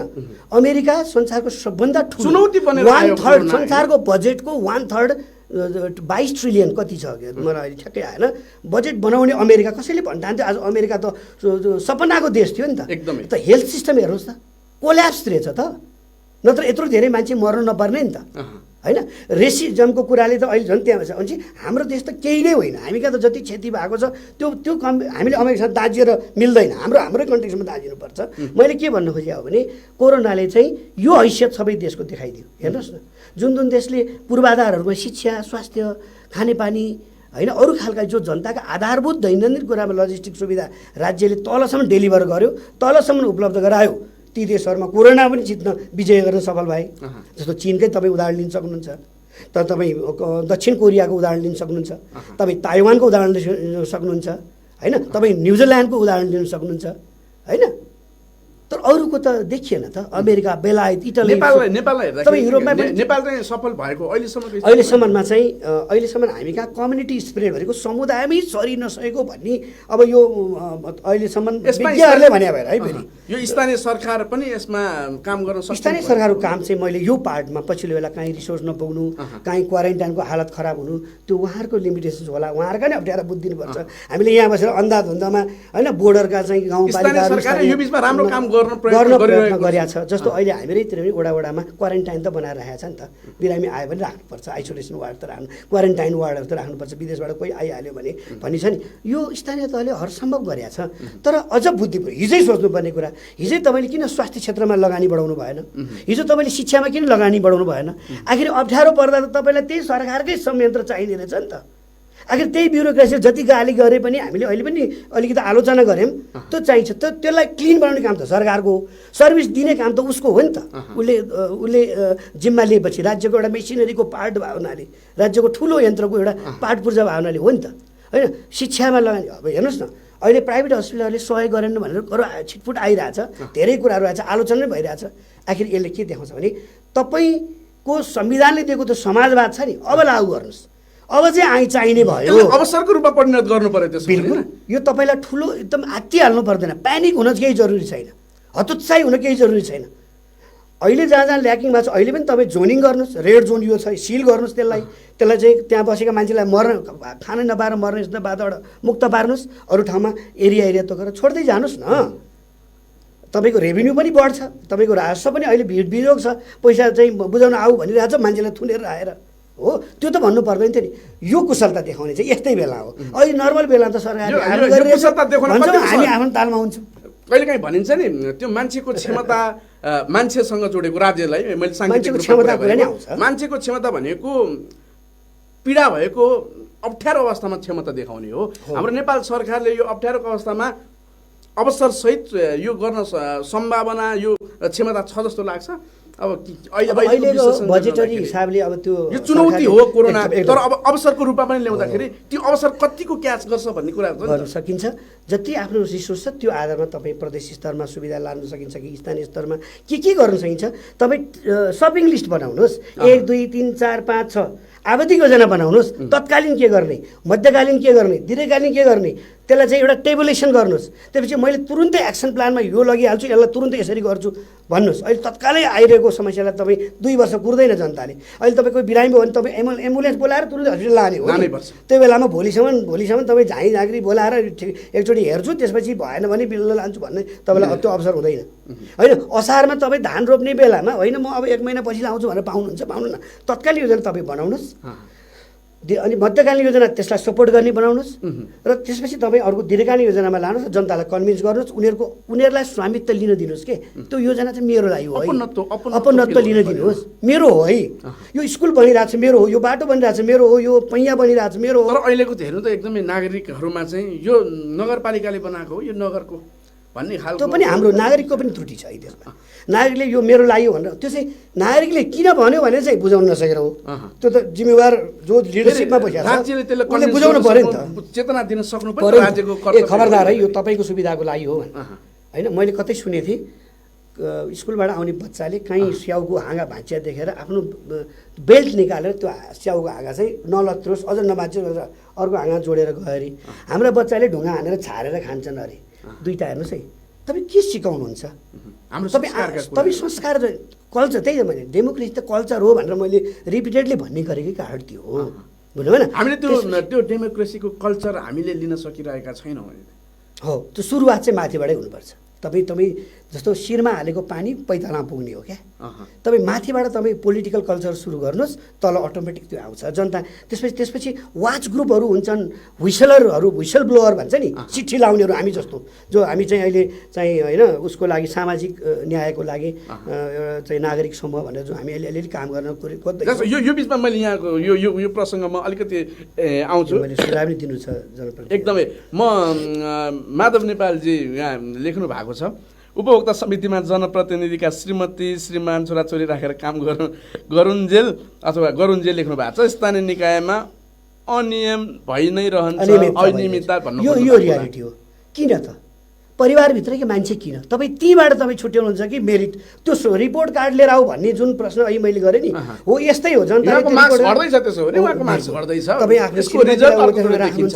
तपाईँ इनेका कार्यकर्तालाई तपाईँ त्यो राखेर त्यो एउटा सर्टेन घेराबन्दीभित्रबाट तपाईँ योजना गर्नुहुन्छ भने त जनताले कसरी ओन गर्छ त जनताले आफ्नो अपन्नता कसरी महसुस गर्छ त होइन नि त आचार्य सन्तोषजीले यहाँको कुरालाई राम्रो भनेर भन्नुभएको छ होइन मधुसूदन ध्वज कार्के दाइको एकदम व्यवहारिक र सान्दर्भिक कुरा साह्रै मन पर्यो भनेर कमेन्ट गर्नुभएको छ यो बिचमा मैले अलिकति जोड्न खोजेको अलिकति यहाँको तर्फबाट सुझाव मैले लिन खोजेको थिएँ यहाँ पूर्व मैले जानकारी पनि गराएँ यहाँलाई सुझाव पनि अबको तर्फबाट यहाँको पनि अब राजनीतिक यहाँ तत्कालीन एमालेबाट हुनुहुन्थ्यो होइन त्यति बेला अहिले एमाले भन्ने नै छैन अहिले नेकपा अब त मेरो अहिले त पार्टी पनि छैन लड्को भनौँ मैले अलिकति सोध्न पनि बुझ्न पनि खोजेँ किनभने पूर्व जनप्रतिनिधि यहाँ नेकपा एमालेको तर्फबाट त्यो बेलामा हुनुहुन्थ्यो भने अहिले यहाँको पार्टी यसो यहाँ पनि पार्टीको कार्यकर्ता हुनुहुन्थ्यो अहिले यहाँको स्थिति के छ यो यी कुराहरू यहाँले आफ्नो तत्कालीन पार्टी भए पनि अब अहिले मर्ज भए पनि कुनै न कुनैमा यसरी दिँदाखेरि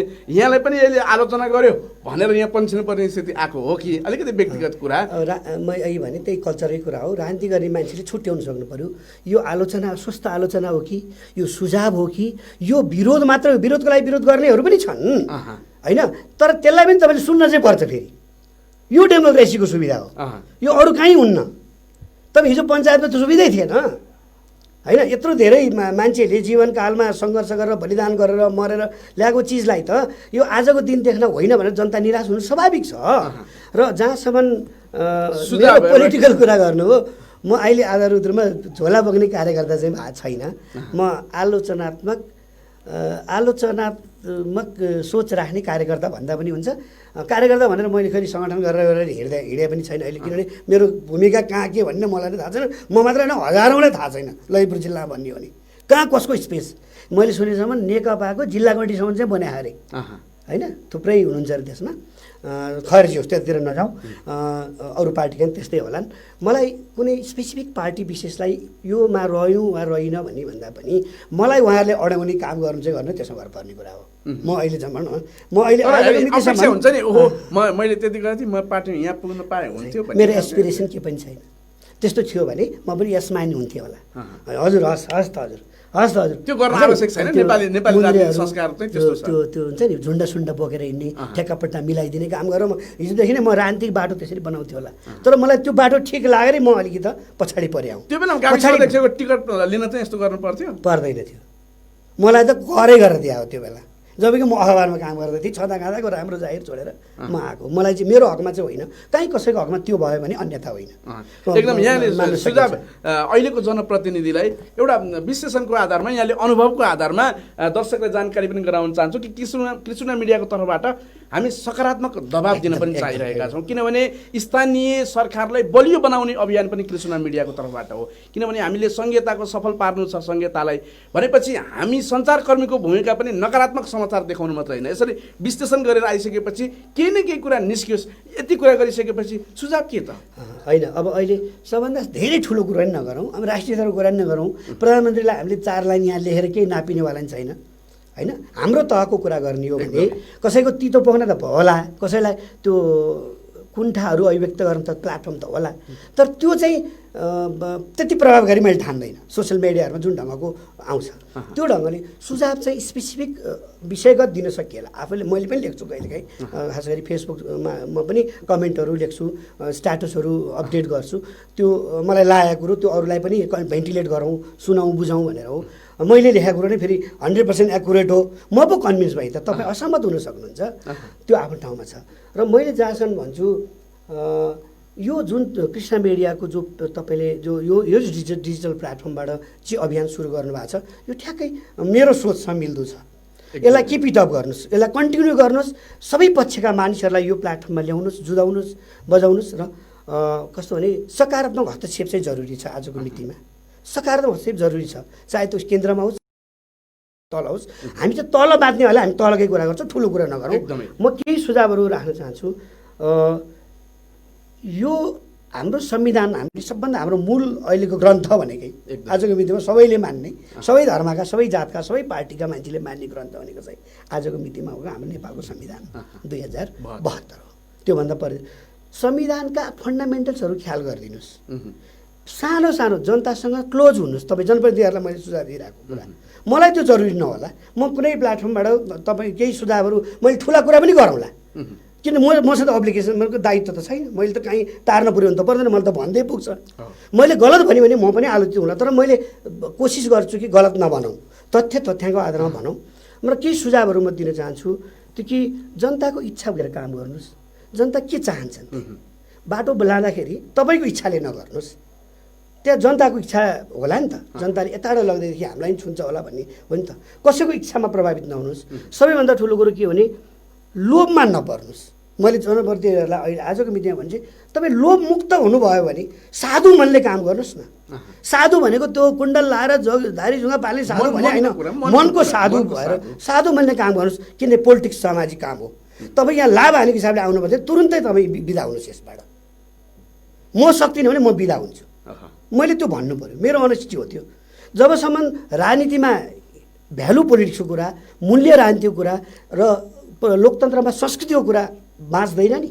तपाईँ जति ठुला कुरा गर्नुहोस्, तपाईँ जतिसुकै मिडिया कभर गर्नुहोस्, तपाईँ जतिसुकै चाहिँ तपाईँ ढाकछोप गर्नुहोस्, उदाङ्गो हुन्छ। त्यो रियालिटी। त्यसले म केही सुझावहरू जनताको इच्छा बुझ्नुहोस्। आफ्नो वरिपरि यसम्यानहरू होइन, विरोध गर्ने मान्छेलाई राख्नुहोस्। आफ्नो वरिपरि आलोचकहरूलाई राख्नुहोस्, होइन? र म के भन्छु भने अनि आफ्नो वरिपरि बुद्धि भएका बुद्धिजीवीहरूलाई राख्नुहोस्, सुझाव दिनुहोस् उहाँहरूलाई, उहाँहरूसँग नियमित सुझाव दिनुहोस्। पेरियोडिक रिपोर्ट कार्ड दिनुहोस् तपाईँले, 6 महिना 1 वर्ष 2 वर्ष। मैले त 3 प्रगति विवरण, त्यो रिपोर्ट कार्ड होइन, त्यही प्रगति विवरण। मैले यति भनेको थिएँ हजुर, यति पुगेँ, मलाई पास फेल गर्ने तपाईँहरूको काम भन्नुहोस्। जनताले एक्सक्युज गर्छ क्या। तर तपाईँ जनतातिर फर्काइरहनु भएको छ जनतापट्टि, होइन? तपाईँ उता चाहिँ होइन आफ्नो कहाँतिर सेवा गर्ने हो, कसैतिर चाकडी गर्ने हो, कहाँतिर फर्किँदा मेरो भोलि सिट सुरक्षित हुन्छ भन्नेतिर लाग्नु हो भने त तपाईँलाई जनताले त खुइलाइदिन्छ। सबभन्दा शक्तिशाली त डेमोक्रेसीमा त्यो जनता हो नि। त्यो निरीह छ नि, अहिले चप्पल नलाइकन हिँडिरहेछ नि, त्यो रोजगारी अहिले खोसिरहेछ नि, त्यो अहिले खाना नपाएर हो नि त। प्राइम मिनिस्टरको नि एकै भोट हो, त्यो मजदुरको नि एकै भोट हो नि। एकदमै त्यो बिर्सिनु भएन है। र वरिपरि राख्नुहोस्, सक्ने कुरा मात्रै भन्नुहोस् बरु जनप्रतिनिधिलाई। मेरो अनुरोध, नसक्ने कुरामा कमिटमेन्ट नगर्नुहोस्। मलाई लाग्छ त्यो त छैन। आज धेरै कुराहरू गर्न सक्ने अवस्थामा छ। कसैबाट यो छ नि, मैले पनि प्लटिङ, इँटाभट्टा, धुवा खाने, यो विवादास्पद काममा तपाईँहरू पारदर्शी हुनुहोस्। यो विवादास्पद हो, यो चाहिन्छ पनि। तपाईँ निर्माणको कुरा छ, इँटा पनि चाहियो, ढुङ्गा पनि चाहियो, डन्डी पनि चाहियो, गिटी पनि चाहियो, बालुवा पनि चाहियो। तर अरूले प्रश्न, कोही ठुलो क्वेसन गर्छन् कि यत्रो क्वेसन आएर यो किन त, फलानालाई यो ठेक्का किन दियो भन्ने नगर्नु। तपाईँ ट्रान्सपरेन्ट दिनुहोस्। यो कति भएको छ छैन, यो सम्बन्धित निकायको ध्यान पनि जानु रहेछ र नेतृत्वमा बस्ने मान्छे कसरी मेयर, उपमेयर, वडा सचिवहरूले सोच्नै पर्छ। उहाँहरू निगरानीमा हुनुहुन्छ, सर्भिलेन्समा हुनुहुन्छ है।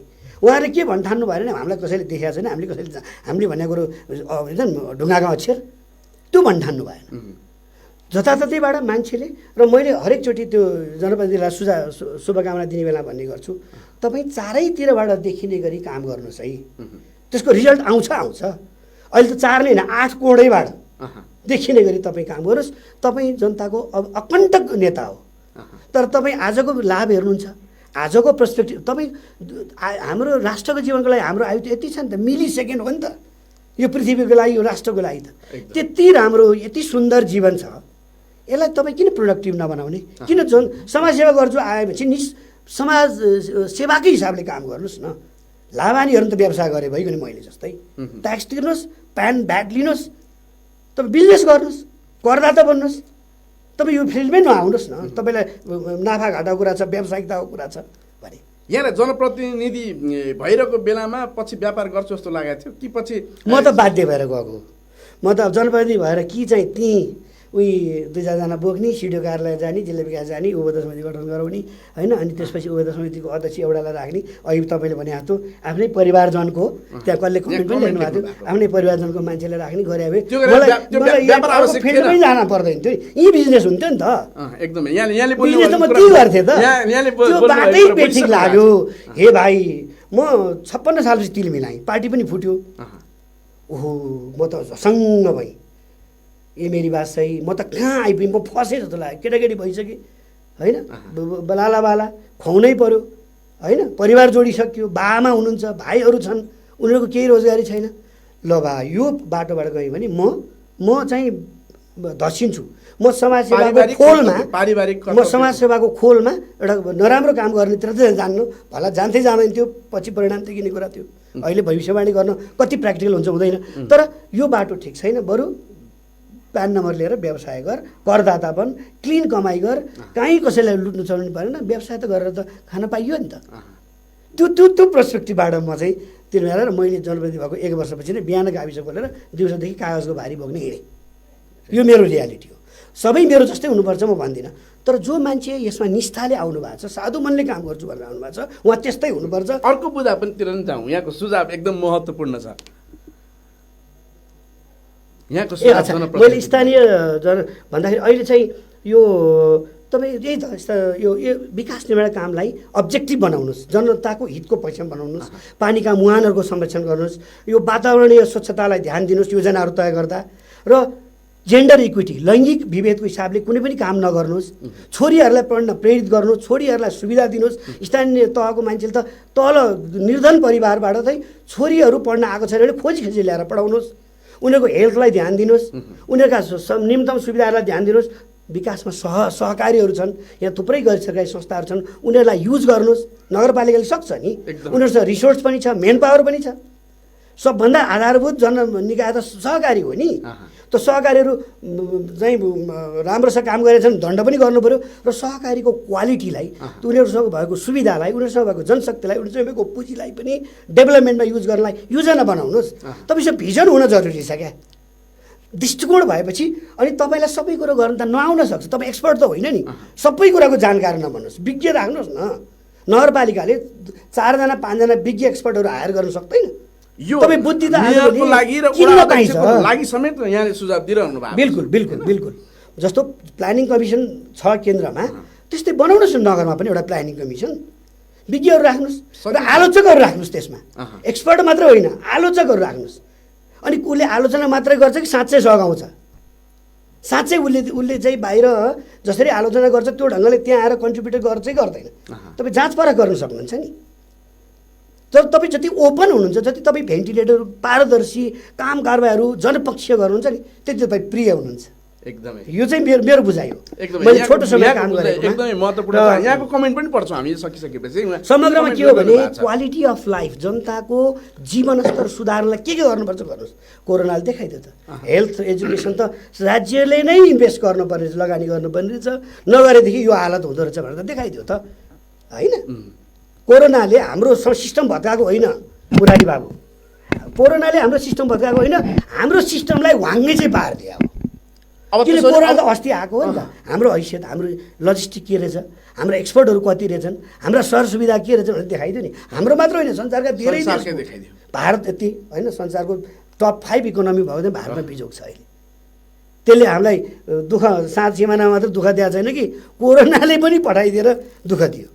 भनेदेखि मैले यो समग्रमा भन्दाखेरि चाहिँ हेल्थ एजुकेसनलाई एकदमै टप प्रायोरिटी गर्नुहोस्, र असरी महिलाहरूको स्वास्थ्य र महिलाहरूको एजुकेसनलाई तपाईँ एकदमै 1 नम्बरमा, त्यो हुन्छ नि सपिङ लिस्ट हामी किनमेल गर्न जाँदा 1 नम्बर चाहिँ यो चाहिँ अत्यन्तै आवश्यक छ भनेर 1 नम्बर प्रायोरिटाइज गर्नुहोस्। मैले अहिले पनि भने नि, तत्कालीन, अल्पकालीन, मध्यकालीन, दीर्घकालीन योजनाहरू बनाउँदाखेरि त्यो बास्केटमा सबै आउँछ।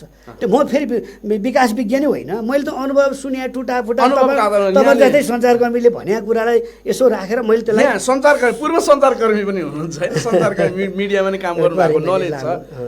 यो बिचमा यहाँले गरेको विश्लेषण, यहाँले जनप्रतिनिधि पनि भइसक्नु भएको छ, सञ्चारकर्मी पनि भइसक्नु, हाम्रो लागि पनि सुझाव हुनसक्छ, केही चिज पनि त्यो सुझाव पनि लिउँला होइन। यो सँगसँगै यहाँको सुझाव बाँकी छ।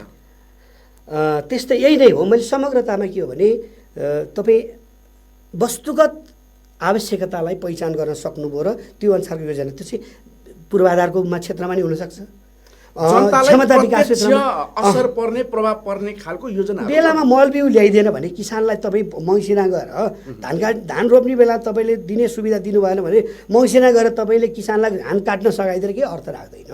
स्मार्ट सिटीको कुरा गरेर केही हुँदैन। स्मार्ट सिटीको कुरा त गफै भयो नेपालीमा, अब त त्यो झनै नहुने भयो। कोरोनाले त के गर्ने भयो। तर स्मार्ट सिटीको कन्सेप्ट आफैमा नराम्रो होइन, तर हामी बढी महत्त्वाकांक्षी भयौँ कि जनतालाई मल छैन, खानेपानीको लागि त्यहाँ लुचाचुडी छ। अहिलेसम्म तपाईँ शुद्ध सफा खानेपानी दिनु सक्नु भएको छैन। स्मार्ट सिटीको गफ हाकेर हुन्छ? तपाईँ पिउने पानी शुद्ध ट्रिटमेन्ट गरेर दिनुहोस् न। एउटा गाउँले नमुना दिनु त, एउटा वडाले मात्रै ट्रिटमेन्ट प्लान्ट, जुन हामी मिनरल वाटर किनेर खान्छौँ नि, त्यही क्वालिटीको पानी दिनु न। जनताको हेल्थ त्यसैले सुधार हुने बित्तिकै पेटको रोगै हुँदैन। त्यो नहुने बित्तिकै तपाईँको हेल्थमा प्रेसर कम भएन, होइन र? होइन र? र हामी कहाँ दुर्भाग्य के छ भने यो सबै कुरामा जो परम्पराले चल्दै आयो नि, त्यो त्यही हामीले अनगोइङ, त्यो कन्टिन्युइङ गरेका छौँ क्या। क्रान्तिकारी परिवर्तन भएको छैन। संविधानमा गणतन्त्र लेखियो, राज्यको व्यवस्था परिवर्तन भयो, तर काम गर्ने तौर तरिका शैली एटिच्युड चेतना सोचमा परिवर्तन आउनु जरुरी छ। पहिलो कामै त्यही हो। तपाईँ आफू मोटिभेटेड एउटा कविता यो विषय इन्फर्मल हामी एकदमै यो क्वारेन्टाइनको सदुपयोग पनि गरिरहेको छ हैन। स्याल फरक र्याल उही अनि झ्याल फरक कि अर्को उही भने जस्तो खालको ढोका नयाँ लाग्यो हैन। एकदमै म यो यहाँले बुझिरहँदाखेरि मैले अलिकति कमेन्ट पनि पढ्न चाहेँ है। यो एकदमै इन्फर्मल पनि हो। फेसबुक लाइभ मार्फत यहाँ पनि सहभागी हुनुभयो भने अझ मजा आउँछ। यो कुरा हामी विश्लेषण गरिरहेका छौँ तर यसको नतिजा राम्रो होस् भने, किनभने हाम्रो जनप्रतिनिधिहरूले नेपालभरका जनप्रतिनिधिहरूले सुनिरहनु भएको छ। हामी ललितपुर क्षेत्रमा बसेर कुरा गरिरहँदाखेरि ललितपुरको जनप्रतिनिधिले पनि सुनिरहनु भएको छ। यो बिचमा रमेश उपाध्यायजीले कमेन्ट गर्नुभएको छ। माधव नेपालजीले जुन कमेन्ट अघि लेख्नु भएको छ 100% सही हो। आफ्ना भाइ भतिजा उहाँले त्यही कुरालाई डोजर कसरी चलाउने मात्र ध्यान छ, भिजन मिसन नै छैन। जबसम्म कुनै पनि उहाँको धेरै लेख्नु भएको छ, जबसम्म कुनै पनि कुरामा समाज जनताको पक्षमा सोच राख्दैनन् तबसम्म मात्र यो कुरो मात्र हुन्छ भनेर भन्न खोज्दा मैले सही पढेँ जस्तो लाग्छ। अरूले राम्रो भन्नुभएको छ, मैले नाम पढिनँ उहाँहरूको। यो बिच सान्दर्भिक यथार्थपरक अभिव्यक्ति छ भनेर भन्नुभएको छ। मधुसूदन ध्वज कार्कीले अहिलेको समय सान्दर्भिक कुरामा हामी परदेशीहरू कोभिड-19 को प्रभावले रोजगार गुमाएर आफ्नै माटोमा पसिना चुहाउन आउँदैछौँ। त्यसमा स्थानीय निकायले कस्तो भूमिका निभाउँदैछ कृपया जानकारी गरिदिन सक्नुहुन्छ भन्नुभएको छ। यो चाहिँ जनप्रतिनिधिकै लागि सुझाव त दिन सकिन्छ। उहाँहरूको लागि अब कृषिमा ध्यान दिने कुरा छ। तपाईँकै मिडियामा पनि त्यो एउटा जिङ्गल बजाएको थियो, बडा हामीले एकदमै कृषि क्रान्ति गर्नुपर्छ, कृषि अभियान गर्नुपर्छ भनेर पिएससी बजाइ अब अहिले कौशीमा त सुरु भएको छ। यो राम्रो कुरा हो। तपाईँ हामी जस्तो अलिकति गाउँ अलिकति हामीले लकडाउन भएको लगभग 3-4 दिनमै अब यो स्थिति हुन सक्छ भनेर हाम्रो परिकल्पनामा अब प्रत्येक नेपालीहरू गाउँ फर्किनु भएको छ अथवा बाहिर हुनुहुन्छ उहाँ जस्तै देश फर्किनु भएको छ। अब हामी कृषि अभियान गरौँ, खाद्यान्नमा आत्मनिर्भर बनाऊ भनेर र यसरी पिएससी गरेका छौँ। उहाँको लागि पनि यो हुनसक्छ। मैले अर्को सर्वसाधारणको मनको कुरा बोलिदिनु भयो, यहाँलाई धन्यवाद दिनुभएको छ कल्पना पौडेलजीले। थ्याङ्क यू उहाँलाई। र म यहाँ एउटा कुरा अर्को कुरा मैले जोड्न खोजेको, यहाँको राजनीतिक कुरा पनि अलिकति हामीले जोड्यौँ। यति मात्रै जोडेर नपुग्ला, किनभने यतिको कुरा गर्ने व्यक्ति यत्तिकै आफ्नो व्यवसाय मात्रै गरेर आफ्नो एउटा असल नागरिकको भूमिका चाहिँ कहाँ निभाउने भन्ने पनि प्रश्न हुनसक्छ। किनभने यहाँ धेरै दर्शकले हेरिरहनु भएको छ, अझ यो रेकर्डेड हेर्नुहुन्छ होइन, कमेन्ट नगर्ने दर्शकले पनि हेर्नुहुन्छ, पछि अफलाइन उहाँहरूले गर्नु होला कमेन्ट। तर यो बिचमा यहाँ किन निष्क्रिय बस्ने त? अब कसरी किन निष्क्रिय बसिरहनु भएको छ? अब कि यहाँलाई अहिलेको राजनीति संस्कार मन परेन भने पनि अब त्यसै नागरिक भएर म व्यवसाय गर्छु, आफू मात्रै खान्छु, आफू मात्रै बच्चा पाल्छु भन्न त भएन। यहाँले गर्ने दायित्व के हो? कसरी अगाडि बढिरहनु भएको छ? देश सेवा सबैले राजनीतिमा आएर गर्ने होइन। राजनीति गर्ने जसले हो उसले गर्ने हो। अरूले मजदुरले आफ्नो कारखानाबाट देश सेवा गरेर हुन्छ, सिपाहीले आफ्नो सीमा सुरक्षाको लागि त्यहाँ सिमानामा लडेर चाहिँ उसले देश सेवा गरेर हुन्छ, किसानले खेतबारीमा कुस्ती खेलेर देश सेवा गरेर हुन्छ, व्यवसायीले आफ्नो ढङ्गले आफ्नो पेसा व्यवसाय गरेर देश सेवा गरिरहन्छ, कर तिर्छ होइन। त्यो मैले के भने देश सेवा गर्नलाई सबै पोलिटिक्समा आउनुपर्छ भन्ने मेरो तर्क होइन। म त्यो कुराको खिलाफी हुँ। जसले राजनीति व्यवसाय गर्ने पनि ऊ देशभक्त हुनसक्छ, उसले पनि देश सेवा गर्न सक्छ। तपाईँले भन्नुहुन्छ राजनीति चाहिँ एउटा देश सेवा गर्ने एउटा राम्रो प्लेटफर्म हो, ठुलो एउटा मैदान हो। त्यहाँको तपाईँ किन नखेलेको होइन, किन तपाईँ अरू यताउति गल्लीतिर हिँडेको भन्ने होइन। मलाई चाहिँ कस्तो लाग्छ, म चाहिँ फिट भएन कि भन्ने लाग्यो पछिल्लो बेला चाहिँ। मैले जस्तो सोध्थेँ, मैले जे सोचेर जे काम गर्न खोज्थेँ म चाहिँ अलि एब्स्ट्र्याक्ट, अलि नमिल्दो, अलि अप्ठ्यारो हो कि म अहिले अहिले पनि भन्न खोजेँ। मैले सुरुमै 2-4जना भाइहरूलाई दायाँ बायाँ यसो लाएर यसो नायर दर्शन लिइदिने, हिँडिदिने, उभो बनाएर हिँडिदिने, त्यसको छ्याकन फ्याकन खाने होइन, यसो ठेक्कापट्टा मिलाउने, यसो ढुङ्गा खाने चलाउने बाटोमा लाग्यो भनेदेखि त्यो पनि टिकाउ राजनीति हुनसक्थ्यो है। तथाकथित राजनीति, मैले फेरि त्यसलाई राजनीति भनेको बडो पवित्र शब्द छ भन्नु न मुरारी, पवित्र शब्द छ। राजनीति एकदमै आफैभित्रबाट उत्प्रेरित हुने सामाजिक काम गर्ने एउटा त्यो खालको आउनुपर्छ। सबै त्यो ल्याकिङ मसँग। म यति मात्रै भनौँ, अरूको आलोचना नगरौँ। यो राजनीतिमा म फिट भएन कि मै त्यस्तै, समाज त के अरे संसार त राम्रै छ, मै नराम्रो भएँ कि भनेर कसो कविता थियो त्यस्तै हो। र मैले एउटा कुरा के जोड्न चाहेँ भने संसार पर्सेप्सनबाट चल्दैन। पर्सेप्सन एउटा सोच हुनसक्छ, लाग्न सक्छ नि, तपाईँलाई लाग्दैन त हुँदैन, पर्सपेक्टिभबाट चल्छ अथवा लागेर चल्दैन, अथवा त्यो यस्तो यस्तो होला कि भन्ठानेर दुनियाँ चल्दैन, सम्भावनाबाट चल्छ होइन। सम्भावनाको यो जम्मै चिजहरू सम्भावना हो। तपाईँ अहिले कोरोनाको कुरा भोलि यस्तो होला कि भन्ने हामी सम्भावनाको कुरा गरे हो, भोलिको कुरा अहिले भर्खर सेकेन्ड पछि कुरा त कसलाई थाहा छ, यो त रियालिटी हो नि। त्यसैले म चाहिँ यति मात्रै भन्दछु कि अलिकति फराकिलो दृष्टिकोण राखेर राजनीतिमा आउने मान्छेहरूले चाहिँ आफ्नो परिवार, आफ्नो निश्चित एउटा सानो घेराबाट त्यो ठुलो घेरामा जाने हो। त्यसैले उहाँले जबसम्म त्यो सालको सोच राख्नुहुन्न नि, त्यो राजनीति गर्ने मान्छे हुँदैन। कार्यकर्ता भइरहला बेग्लै कुरो, लिडर बन्न सक्दैन। लिडरमा चाहिँ धेरै गुण हुनुपर्दछ। सायद मसँग त्यो गुणको कमी भयो होला, त्यसैले म यो फिल्डमा स्प्रिङ अप गर्न सकिनँ। अथवा अहिलेको राजनीति दुईटै कुरा हो। एउटा म फिट भइजना लगेर त्यो पनि अहिले धेरै दर्शकको कुरा अहिले पर्दैन। अहिले त तपाईँको नगरपालिकामै धेरै सुविधा आइसकेको छ। अहिले त मान्छे लिएर, अहिले पनि तपाईँको हुल्काहुल मान्छे लिएर आएर उदयसमिति गठन गर्ने नगरपालिकामा कहिले देख्छ, दुःख पनि लाग्छ, देख्छु होइन। उयो है तपाईँले भने हात होइन। अहिले कस्तो भने अहिले संसारमा पुँजीवाद एकदमै डिफेन्सिभमा छ क्या होइन। त्यो पुँजीवादको नयाँ रूपहरू आइरहेछ। त्यसलाई अहिले नयाँ प्याटर्नमा चाहिँ पारिवारिक पुँजीवाद भन्छ कि क्रोनी क्यापिटलिजम क्या। संसारभरि नै त्यो क्रोनी क्यापिटलिजमको चाहिँ माथि साङ्गलोमा हाम्रो समाजवाद पनि धरापतिर जाँदैछ। मार्क्सको सिद्धान्तलाई आत्मसात गर्नु भएको छ। अब त्यस्तो धेरै पनि होइन, जीवनशैलीमा म कोसिस गरिरहेको छु होइन। असल नागरिक हुने कोसिस मात्रै भनौँ नि त्यसलाई। अब त्यस्तो खालको पुँजीवाद आएको राजनीतिमा म मिसिन सकिनँ भन्ने त्यति पनि त्यसरी होइन। पुँजीवादको जो अहिलेको संसारभरिको राजनीतिमा चाहिँ पुँजीवादले नयाँ रूप लिँदैछ, जुन समाजवाद चाहिँ एग्रेसिभली अगाडि आउनुपर्छ भन्ने मान्यता म राख्छु। जुन कुरा अहिलेका यो कोभिड-19को घटनाले पनि धेरै कुराहरू साबित पनि भएका छन्। त्यो सँगसँगै मलाई चाहिँ कस्तो लाग्छ, अब यहाँको कर्तव्य के गरिनु पर्छ, अब के गरेर म गरिरहेको छु। सामाजिक अभियान जस्तो मैले लेखेर, बोलेर, तपाईँहरूसँग छलफल गरेर, केही साथीहरू बिच भेला गरेर हाम्रो देश चाहिँ अब यो बाटोमा जानुपर्छ भने आफ्ना छोटा बुद्धिले भेटेका साना मसिना कुराहरू, ठुला कुरा त कसले सुन्छ र होइन। कत्रो एक्सपर्टको कुरा सुने, एउटा समूह हाम्रो कुरा कसले सुन्ला र। समूहमा यहाँलाई मैले भनेर अझ उपयुक्त नहोला होइन। यहाँले नेतृत्व गरिसक्नु भएको अनुभव पनि छ।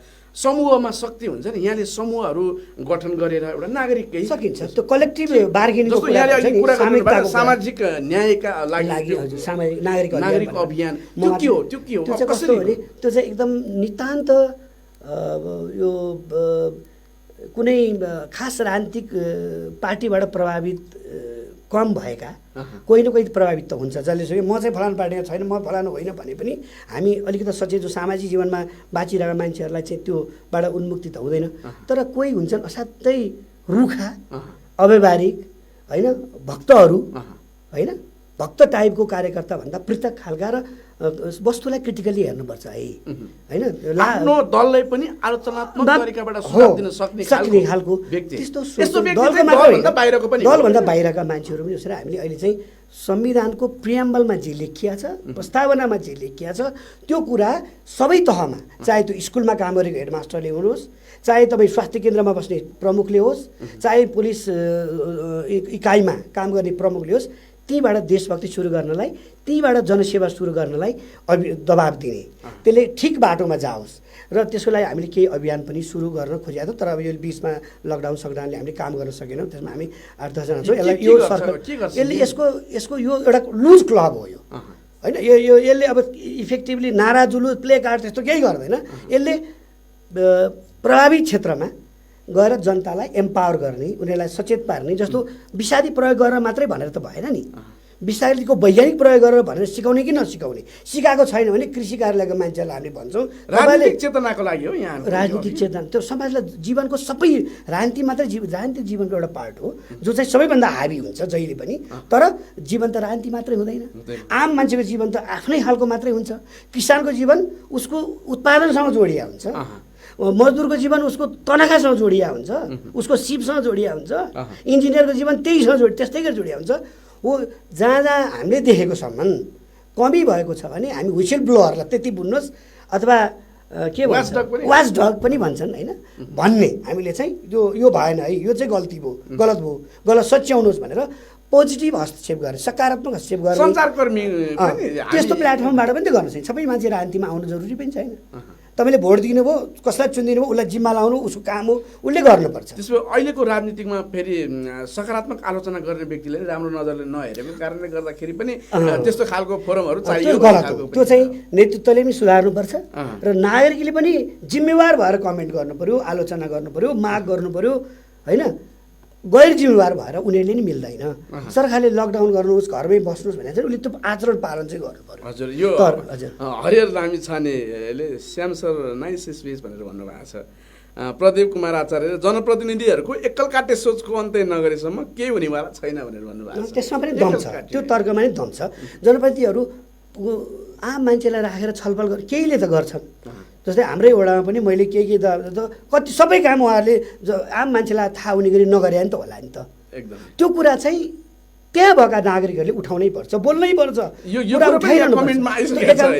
कृष्ण अधिकारीले बाँझो जग्गामा क्रान्ति गर्नुपर्छ भनेर लेख्नु भएको छ हामी त्यही अभियानमा छौँ यहाँले अघि भन्नुभयो होइन हामीले कृष्ण मिडियाको तर्फबाट पनि पटक पटक भनिरहेका छौँ पिएससी मार्फत हामी सबैले गर्नुपर्छ अब एचएम शिवाले लेख्नु भएको छ स्थानीय सरकारमा सांसद कोषको महत्त्व के होला स्थानीय स्तरमा सांसद कोषको महत्त्व के भनेर सोध्नु भएको छ यदि यो कोष स्थानीय सरकारलाई दिए हुन्न उहाँको विचार के होला भनेर सोध्नु भएको छ म त कोष राख्नु हुन्नमा छु बरु अहिले खारेज गरेर स्वास्थ्यमा लगाउनु पर्छ भन्ने लाग्छ त्यो राम्रो अहिले माग पनि छ आम मान्छेको तर त्यही सांसद कोषले के बिग्रियो त त्यो बजेट शीर्षकको भए पनि त्यही काममा लाउनुहोस् न सांसद कोष जस्तो उहाँले 4 लाख रुपियाँ अहिले घटेर कति 6 लाखबाट 33% घटेर होइन करोड हजुर कतिबाट पहिला 6 थियो अहिले 4 गर्यो अहिले घटेर आएको छ 33% भए पनि स्वास्थ्यमा त्यही सेक्टरमा जहाँ निडी छ जहाँ आवश्यकता छ त्यही क्षेत्रमा खर्च गर्नु सांसदले के लिनु पर्यो यो चाहिँ सांसदले त नीति बनाउने मोडालिटी कस्तो नआइकन टिप्पणी गर्न कानुन बनाउने कुरा हो छलफल हुने यसमा चाहिँ के हुन्छ भने यो सांसद विकास त स्थानीय विकास स्थानीयलाई दिए हुन्न बजेट त त्यही आउँछ होला जस्तो लाग्छ मलाई नगरपालिकामै आउँछ त अब यसको निर्देशिका मोडालिटी नयाँ पहिला नगरपालिका पृथक भएर आउनुपर्छ अब बजेटमा त आइसक्यो उहाँहरू सबै सांसदलाई आफ्नो कार्यकर्तालाई काम दिन नि पर्ला उहाँहरूको बाध्यता नै होला तर काम दिने कस्टमा अलिकति क्रिटिकल रूपमा काम दिने कस्टमा जे पनि गर्नु चाहिँ नगर्नुहोस् क्रिटिकल रूपमा सोच्ने हो भने अहिले नेकपाको सरकार छ फेरि अहिले सांसदलाई यसरी कोष काट्यो भने चाहिँ भोलिको सत्ता टिकाउन फेरि हाम्रो नेपाली संस्कार त्यही हो राजनीति अहिले त्यो विकास गर्न सकेन भने भोलि फेरि भोटको चुनावको बेला असर पर्छ भनेर पनि यो के ग्यारेन्टी छ त्यति पैसाले विकासको चकाचक चाहिँ रात 2 गुणा रात के अरे दिन 2 गुणा हुन्छ भने ग्यारेन्टी के जरुरी छैन नि त्यति पैसाले कति तपाईँ विकासको चाहिँ ऊ दिन सक्नुहुन्छ नमुनाको काम गर्नुहोस् न त्यही पैसा ठिक छ ल सांसदकै च्यानलबाट आयो के बिग्रियो त आखिर त्यो जनताकै कस्टमा खर्च हुने हो भने त तर त्यसलाई प्रोडक्टिभ सेक्टरमा हेल्थ एजुकेसन महिला इम्पावरमेन्ट होइन छोरीहरूको शिक्षामा दलित भन्छौँ हामी दलित शब्द त अझ नभन्नु पनि भन्छन् आजभोलि होइन फरक क्षमता भएका परम्परागत फरक क्षमता भएका जो मानिसहरू हुनुहुन्छ पीडितहरू हुनुहुन्छ उहाँहरूको इम्पावरमेन्ट गर्नु त्यो जनताले देखिहाल्छ त होइन देख्छ त जनताले जज गर्छ मैले दिए तैँले दिए भन्न नि परेन कसको नेतृत्वमा दिए त आइहाल्छ यहाँ त कहिलेकाहीँ के हुन्छ भने यहाँलाई अब के व्यक्ति बिचको द्वन्द्वको कुरा आयो कसले जस लिने जस पनि तपाईँ लिनुहोस् कोही बात छैन यहाँ जस र अपजसको कुरा पनि स्थानीय स्तरमा धेरै हुन्छ काम गर्ने जस पाउँछ काम गर्ने जस पाउनुपर्छ म त त्यही भन्छु तर जसको लागि काम होइन कामको लागि काम गरेर जस लिनुहोस् जसको कस्टमा चाहिँ तपाईँ जनताको बन्धक चाहिँ होइन क्या होइन जनता चाहिँ तपाईँको बन्धक होइन मेरो विनम्रतापूर्वक एउटै आग्रह के हो भने जनप्रतिनिधिहरूले ठिक छ जुन च्यानलबाट बजेट आए पनि डुप्लिकेट नगर्नुहोस् एउटै शीर्षकमा धेरै बजेट जाने चाहिने ठाउँमा नहुने नहोस् त्यसलाई एउटा चाहिँ वैज्ञानिक वितरणको अहिलेको जो मोडालिटीमा आओस्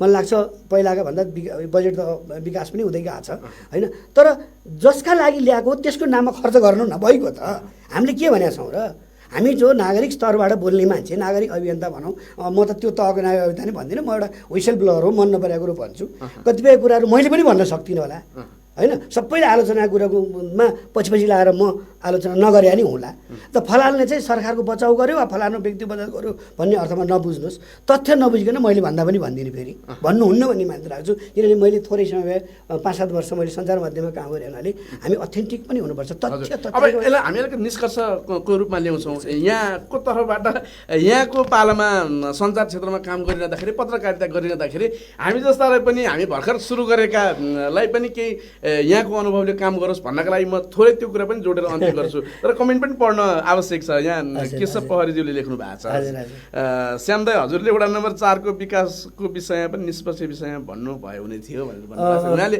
अघि केही समय मैले यसो बुझेरै भन्नुपर्छ मैले यतिकै ब्ल्याङ्केटली भन्नुहुन्न बजेटहरू जुन शीर्षकमा आएको छ त्यो शीर्षकमा ठिक ढङ्गले खर्च भएको छ कि छैन त्यहाँ विपक्षी दलहरू पनि छ उहाँहरूको काम पनि हो नि त होइन सबै काम त मैले जिम्मा लिएँ मैले मेरो पहुँच तर गलत भएका केही कामहरू छन् भने म पनि आलोचना गर्छु जस्तो तपाईँ बजेट जस्तो आज तपाईँ पूर्वाधार बनाउँदा ऐन नियमले दिएको मापदण्ड पुरा गर्नु न अब चाहिँ हिजो कुरा गर्न पाइएन नि त यो बाटो 15 मिटरको हुन्छ भनेपछि 15 मिटर बनाएर बन्ने गरी अब पूर्वाधार बनाउन छोड्नुहोस् न आज अब अहिले चाहिँ तपाईँ 15 मिटर बाटो बन्छ भन्ने थाहा छ अहिले चाहिँ तपाईँ 7 मिटरमा ल्याएर एउटा नयाँ स्ट्रक्चर बनाएर चाहिँ कुनै चिज पुल सुल खोलिदिनु भयो भने त त्यो त न्यायोचित भएन नि त मेरो अब्जेक्सन त्यही हो भन्नको अर्थ आजको कानुन नियमले दिएको फ्रेमभित्र बसेर तपाईँ काम कल्चर विकास गर्नुहोस् तपाईँ अनुशासित तपाईँ पहिला अनुशासित हुनु पर्यो पहिलो तर्फ शिरमा त्यो पानी गयो भने जान्छ यहाँ बिजुलो भयो भने के हुन्छ बिजुलो पानी नै खुट्टा पुग्ने हो नि शिर नेता हो शिर हजुर हजुर नेता भने माथिल्लो नेतृत्व माथिल्लो यहाँबाट तल आजकल त तलमाथि नै नभन् भन्छन् अहिले त यो तलमाथि नै भन्नु हुँदैन यो पनि रेसिस्ट हो त यो भेदभावपूर्ण कुरा हो हामीले जिम्मेवारीको हिसाबले बढी जिम्मेवारी मध्यम जिम्मेवारी र कम जिम्मेवारी भन्न मिल्छ यसले अराएको कुरा यसले मान्नुपर्छ सरकारले अराएको कुरा जनताले मान्नुपर्छ सिस्टममा बस्नुपर्छ भन्ने कुराको तर्कबाट हामीले शिर तर जनता फ्रेन्डली पनि हुनु पर्यो नि मान्नुपर्छ भने जे पनि त मान्दैनन् जनता जस्तो तपाईँ लकडाउन कति तन्काउने तपाईँ 200 दिन तन्काउनु मान्छ जनताले मान्दैन नि मान्ने हदसम्म जनताले नि मान्नु पर्यो र मनाउनेले पनि यो यति चाहिँ ठिक छ है भनेर हरेक कोणबाट जाँच पडताल गरेर मात्रै तपाईँ लागू गर्नु एकदमै धेरै यहाँले धेरै सुझाव पनि दिनुभएको छ धेरै विश्लेषण पनि भएको छ यो बिचमा अन्तिम प्रसङ्ग जोड्न खोजिरहेको छु धेरै सुझाव पनि भएको छ मैले आजको कार्यक्रम फलदायी भनेर एकदमै म खुसी पनि छु किनभने कृष्ण मिडियाले जुन अभियान गरेको छ एउटा सकारात्मक दबाब पनि होस् र स्थानीय सरकार बलियो हुनुपर्छ हामी स्थानीय स्तरमा बसेर सञ्चार माध्यममा काम गरिरहँदाखेरि अझ बढी आनन्द आउँदो रहेछ किनभने वास्तविक विकास भनेको स्थानीय स्तरमै हुन्छ भनेर हामीले यहाँले भने जस्तो तल सानसानो कुरामा हेर्नु आवश्यक छ यही कुरा गरिरहँदाखेरि यहाँले सञ्चार क्षेत्रमा पनि काम गर्नुभएको थियो त्यो बेलाको र अहिलेको तुलनात्मक रूपमा हेर्दाखेरि कसरी हेर्न सकिन्छ हामीहरूले भर्खर बहुदल आएपछि हामी ठुलो अखबार भनेर त्यो बेला निस्क्यौँ कान्तिपुर सगरमाथा जस्ता माध्यममा काम गर्ने मैले अवसर पाएँ र त्यो बेलामा चाहिँ हामीलाई चाहिँ स्कुलै के थियो भने सत्य तथ्य 5W1H भन्ने एउटा सूत्र अनुसार अहिले पनि हामी सिकाइन्थ्यो र त्यसकै तथ्यमा जानुहोस् भनेर एउटा चाहिँ हामीलाई हाम्रो बोसहरूले हाम्रो सम्पादकहरूले भन्थ्यो म त सानो त एउटा रिपोर्टरको रूपमा जोइन गरेको थिएँ हिजो डिजिटल प्लेटफर्महरू थिएन टेलिभिजनमा नेपाल टेलिभिजन मात्रै थियो है नेपालमा र अखबार ब्रोडसिटमा 2-3वटा अलि ठुलो साइजको अखबारहरू थिए अरू साप्ताहिकहरू थिए तथापि साप्ताहिकहरूलाई चाहिँ अलि प्रोभोकेटेड अलि सेन्सेसनल न्युजको नाममा चर्चित हुन्थ्यो तर दैनिक त्यो ब्रोडसिट अखबार चाहिँ जिम्मेवार मानिन्थ्यो भला त्यसका पनि मिसन हुन्थे एजेन्डा हुन्थे त्यो आउने ठाउँमा छ तर आज चाहिँ त्यो स्थिति फेरिया छ टेक्नोलोजीले यस्तोसँग सोसाइटीलाई ट्रान्सफर गरिदिएको छ अब हरेकसँग आफ्नो वेबसाइट छ एउटा इन्डिभिजुअल उसको टिकटक छ फेसबुक छ ट्विटर छ इन्स्टाग्राम छ उसको लागि त आफ्नो कुरा विचारहरू आफ्ना सोचहरू आफ्ना कलाहरू आफ्ना क्षमताहरू आफ्ना रूपहरू आफ्ना उत्पादनहरू देखाउने धेरैवटा प्लेटफर्म छ नि यो आज हिजोको प्यारामिटर भन्छ नि हिजोको मापदण्डको आधारमा एउटा मिडिया भयो उसको कुरा राख्ने एउटा जोड्दैछु हिजो अलि बढी जिम्मेवार थियो थोरै मिडिया थियो पहुँच पनि कम थियो हिजो किन अखबार कतिले पढ्थे नेपालको लिट्रेसी त्यो बेलामा 56-58-60 थियो होला हामीले अखबारमा काम गर्दा त्यो पढेर पछि अहिले त अब राम्रै छ त त्यो लिट्रेसीमा नि फेरि अखबारको पहुँच कति हुन्थ्यो त्यसको इन्फ्लुएन्स प्रभाव कति हुन्थ्यो न्युजको इम्प्याक्ट पनि त हुनु पर्यो तर आज त्यो फेरिया छ र आज प्यारलली मूलधारको सञ्चार माध्यम भनेको ठुल्ठुलो टेलिभिजन च्यानल ब्रोडसिट अखबारको प्यारलली सोसियल मिडिया पनि गएको छ, सामाजिक सञ्जालमा पनि गएको छ। तपाईँ ट्विटर युट्युबमा हरेक चिज खोज्न सक्नुहुन्छ। अहिले तपाईँ एउटा कुनै पनि वेबसाइटमा के खोज्ने गुगल गुरुलाई सोधिदिएपछि उसले ट्याक्कै बताइदिन्छ होइन। तपाईँसँग आज त्यो एउटा ठुलो अपर्च्युनिटी हो। अब तपाईँ ह्यान्डलिङ कसरी गर्नुहुन्छ आफ्नो ट्विटर, आफ्नो फेसबुक कसरी ह्यान्डल गर्नुहुन्छ, त्यो तपाईँलाई यस्तो हतियार दिएको छ। अहिलेको क्रिएसन चाहिँ गुगलले पनि घटायो कि अथवा त्यो चाहिँ हो एकदमै त्यो मान्छे क्रिएटिभिटी चाहिँ बिस्तारै यसले नष्ट गर्दै पनि गएको छ। किनभने तपाईँले अध्ययन गर्न लाइब्रेरी गएर धाएर पढेर खोज्नै पर्ने कुरो तपाईँ एउटा हातको औँलामा क्लिकबाट तपाईँ पाउनुहुन्छ। तर त्यसले त्यो त्यति कुरामा उसलाई समय बचाए बाद उसले अरू थप काम चाहिँ नवीन काम चाहिँ गर्नुपर्ने हुन्छ होइन। र अर्को म जोड्दै थिएँ, जो सञ्चार माध्यम तपाईँको हातमा छ आजको मितिमा, तपाईँसँग यो मिडियाबाट हामी कुरा गरिरहेको छौँ, तपाईँलाई एउटा धारीले हतियार दिएको छ। तपाईँ त्यसले काँक्रो काट्नुहुन्छ कि अथवा भनौँ न कसैको के अरे कुनै उसको तपाईँ छिल्का काट्नुहुन्छ कि तपाईँ गर्दन काट्नुहुन्छ, हात काट्नुहुन्छ, फरक त्यति हो। त्यसले म चाहिँ यो अवस्थामा पुरानो स्ट्रक्चर अहिले फेरिएको छ। पुरानो स्ट्रक्चर प्रिन्ट मिडियाको प्रभाव रिलेटिभली कम छ। जति इलेक्ट्रोनिक मिडियाहरू जो डिजिटल प्लेटफर्महरू जति आएको छ, सेटेलाइट टेलिभिजन सजिलो पनि भएको छ। अहिले हामी यो लकडाउनको बेलामा स्मार्टफोन नै घरको कोठाबाट यसरी कार्यक्रम गर्न सक्ने स्थिति। तर जोखिमपूर्ण अवस्था चाहिँ अझै म जोड्न चाहेँ, एउटा एज ए नागरिक भनिरहेको छु। मैले कुनै नीति तहमा त्यो इन्फ्लुएन्स पनि गर्न सक्दिनँ, कानुनहरू पनि बन्दैछन्। तर यो सोसियल मिडिया जोखिमपूर्ण पनि छ एकदमै। यसले फेक न्युजहरू ल्याएर विभिन्न किसिमको बमोजिम, समाजमा अराजकतादेखि लिएर समाजमा चाहिँ नहुनुपर्ने कामहरूदेखि लिएर कसैको बारेमा नबन्नुपर्ने सोचहरू विचारहरू बन्नमा पनि मद्दत गरेको छ। एउटा सानो अङ्ग्रेजी एउटा उखानमा बताउँ तपाईँलाई, दुईजना दाजुभाइ रहेछन् जी होइन, एउटा साँचो एउटा झुटो। दुईजनालाई हामी सँगै निस्क्यौँ भनेर साँचो र झुटो सँगै निस्के। ल भनेर निस्किँदाखेरि तल आएर साँचोले आफ्नो जुत्ताको हिँड्नलाई तुना बाँध्नुन्जेल त झुटो त विश्व परिक्रमा गएर फर्किसकेछ अरे। तपाईँ भन्नुहोस् फेक न्युजको प्रभाव कस्तो छ। झुट्टा न्युजले त त्यति छिटो यो चाहिँ के अरे कुमारले चाहिँ विश्व परिक्रमा गरे जस्तो त्यति छिटो त्यो ताका चाहिँ यहाँले पत्रकारिता गरिँदाखेरि त्यो ताका चाहिँ त्यो साँचो मात्र निस्किन्थ्यो कि साँचो र झुटो सँगै? त्यहाँ पनि मैले अघि भने त्यहाँ पनि एजेन्डा हुन्थ्यो, कसैको प्लान्टेड भेस्टेड इन्ट्रेस्टका होइन आफ्ना रुचिका। तर सानो मान्छेको प्रभाव हुँदैन थियो त्यसमा, ठुल्ठुलाकै मात्रै प्रभाव हुन्थ्यो। तर फेक आफूले वास्तविक फेक न्युज आउँदाखेरि हो जस्तै गरेर आउँथ्यो फेक न्युज आउँदाखेरि पनि, तर त्यो रिलेटिभली तुलनात्मक रूपले कम हुन्थ्यो। आज त तपाईँले पनि संवाददाता, तपाईँ त्यहाँ तल घरको माइललाई पनि संवाददाता, माथिल्लो घरको ठुली भाउजू पनि संवाददाता, उनी आफै रिपोर्टिङ गर्छिन् आफ्नो मिडियामा। मेरो घरमा यस्तो काँक्रो फल्यो, मेरो घरमा यस्तो गार्डन हो, त्यो पनि त रिपोर्टिङ हो नि। तपाईँ सूचना जब सम्प्रेषण गर्नु त रिपोर्टिङ होइन त। तपाईँसँग त्यो प्लेटफर्मलाई तपाईँ कसरी ह्यान्डलिङ गर्नुहुन्छ मैले लाग्छ हामी फेक भेरिफाइड। म साथीहरूलाई के भन्छु नि, कुनै पनि कसैको पोस्ट मेसेन्जरमा आएको अथवा अरू मिडियामा आएकोलाई राम्रोसँग जाँच परख नगरिकन पोस्ट फरवार्ड नगर्नु। सेयर पोस्ट फरवार्ड गर्दाखेरि चाहिँ कहिलेकाहीँ फेक न्युजको पनि चाहिँ फन्दामा परिन्छ। होला हामी कहाँ ल इन्फोर्समेन्ट भन्छ नि, यो कानुनी त्यो ऊ चाहिँ छैन। किनभने मलाई चाहिँ लाग्छ सुशासनमा हामी जानैपर्छ, त्यसको विकल्प छैन। जनतालाई एम्पावर गर्नैपर्छ, त्यसको विकल्प छैन। लोकतन्त्रलाई कल्चरली लिनैपर्छ। त्यो कल्चर लिने क्रममा यो लोकतन्त्रभित्रको सञ्चार माध्यम पनि त्यति नै महत्त्वपूर्ण अङ्ग हो। राज्यले चौथो भनेको छ, त्यसको त्यति इज्जत पाएको छ कि छैन मलाई थाहा छैन। चौथो अङ्गको इज्जत साख जोगाउन सकेको छ कि छैन आफ्नो ठाउँमा। सञ्चारकर्मीहरूले पनि आफूले सेल्फ रियलाइजेसन, आत्मा के अरे मूल्याङ्कन अथवा आत्मा आलोचित स्वमूल्याङ्कन स्व अध्ययन गर्नु पर्यो, फर्केर नि हेर्नु पर्यो एकदमै होइन। आफूले हिजो विगतमा गर्यो, मैले पनि जीवनकालमा यहाँको जर्नलिजम किलिङ भन्छ नि, कहिलेकाहीँ जर्नलिजम गरिरहँदाखेरि यो सत्य थियो तर कहिलेकाहीँ एडिटरले काटिदिएपछि कहिलेकाहीँ मन खिन्न हुने त्यस्तो पनि हुन्थ्यो।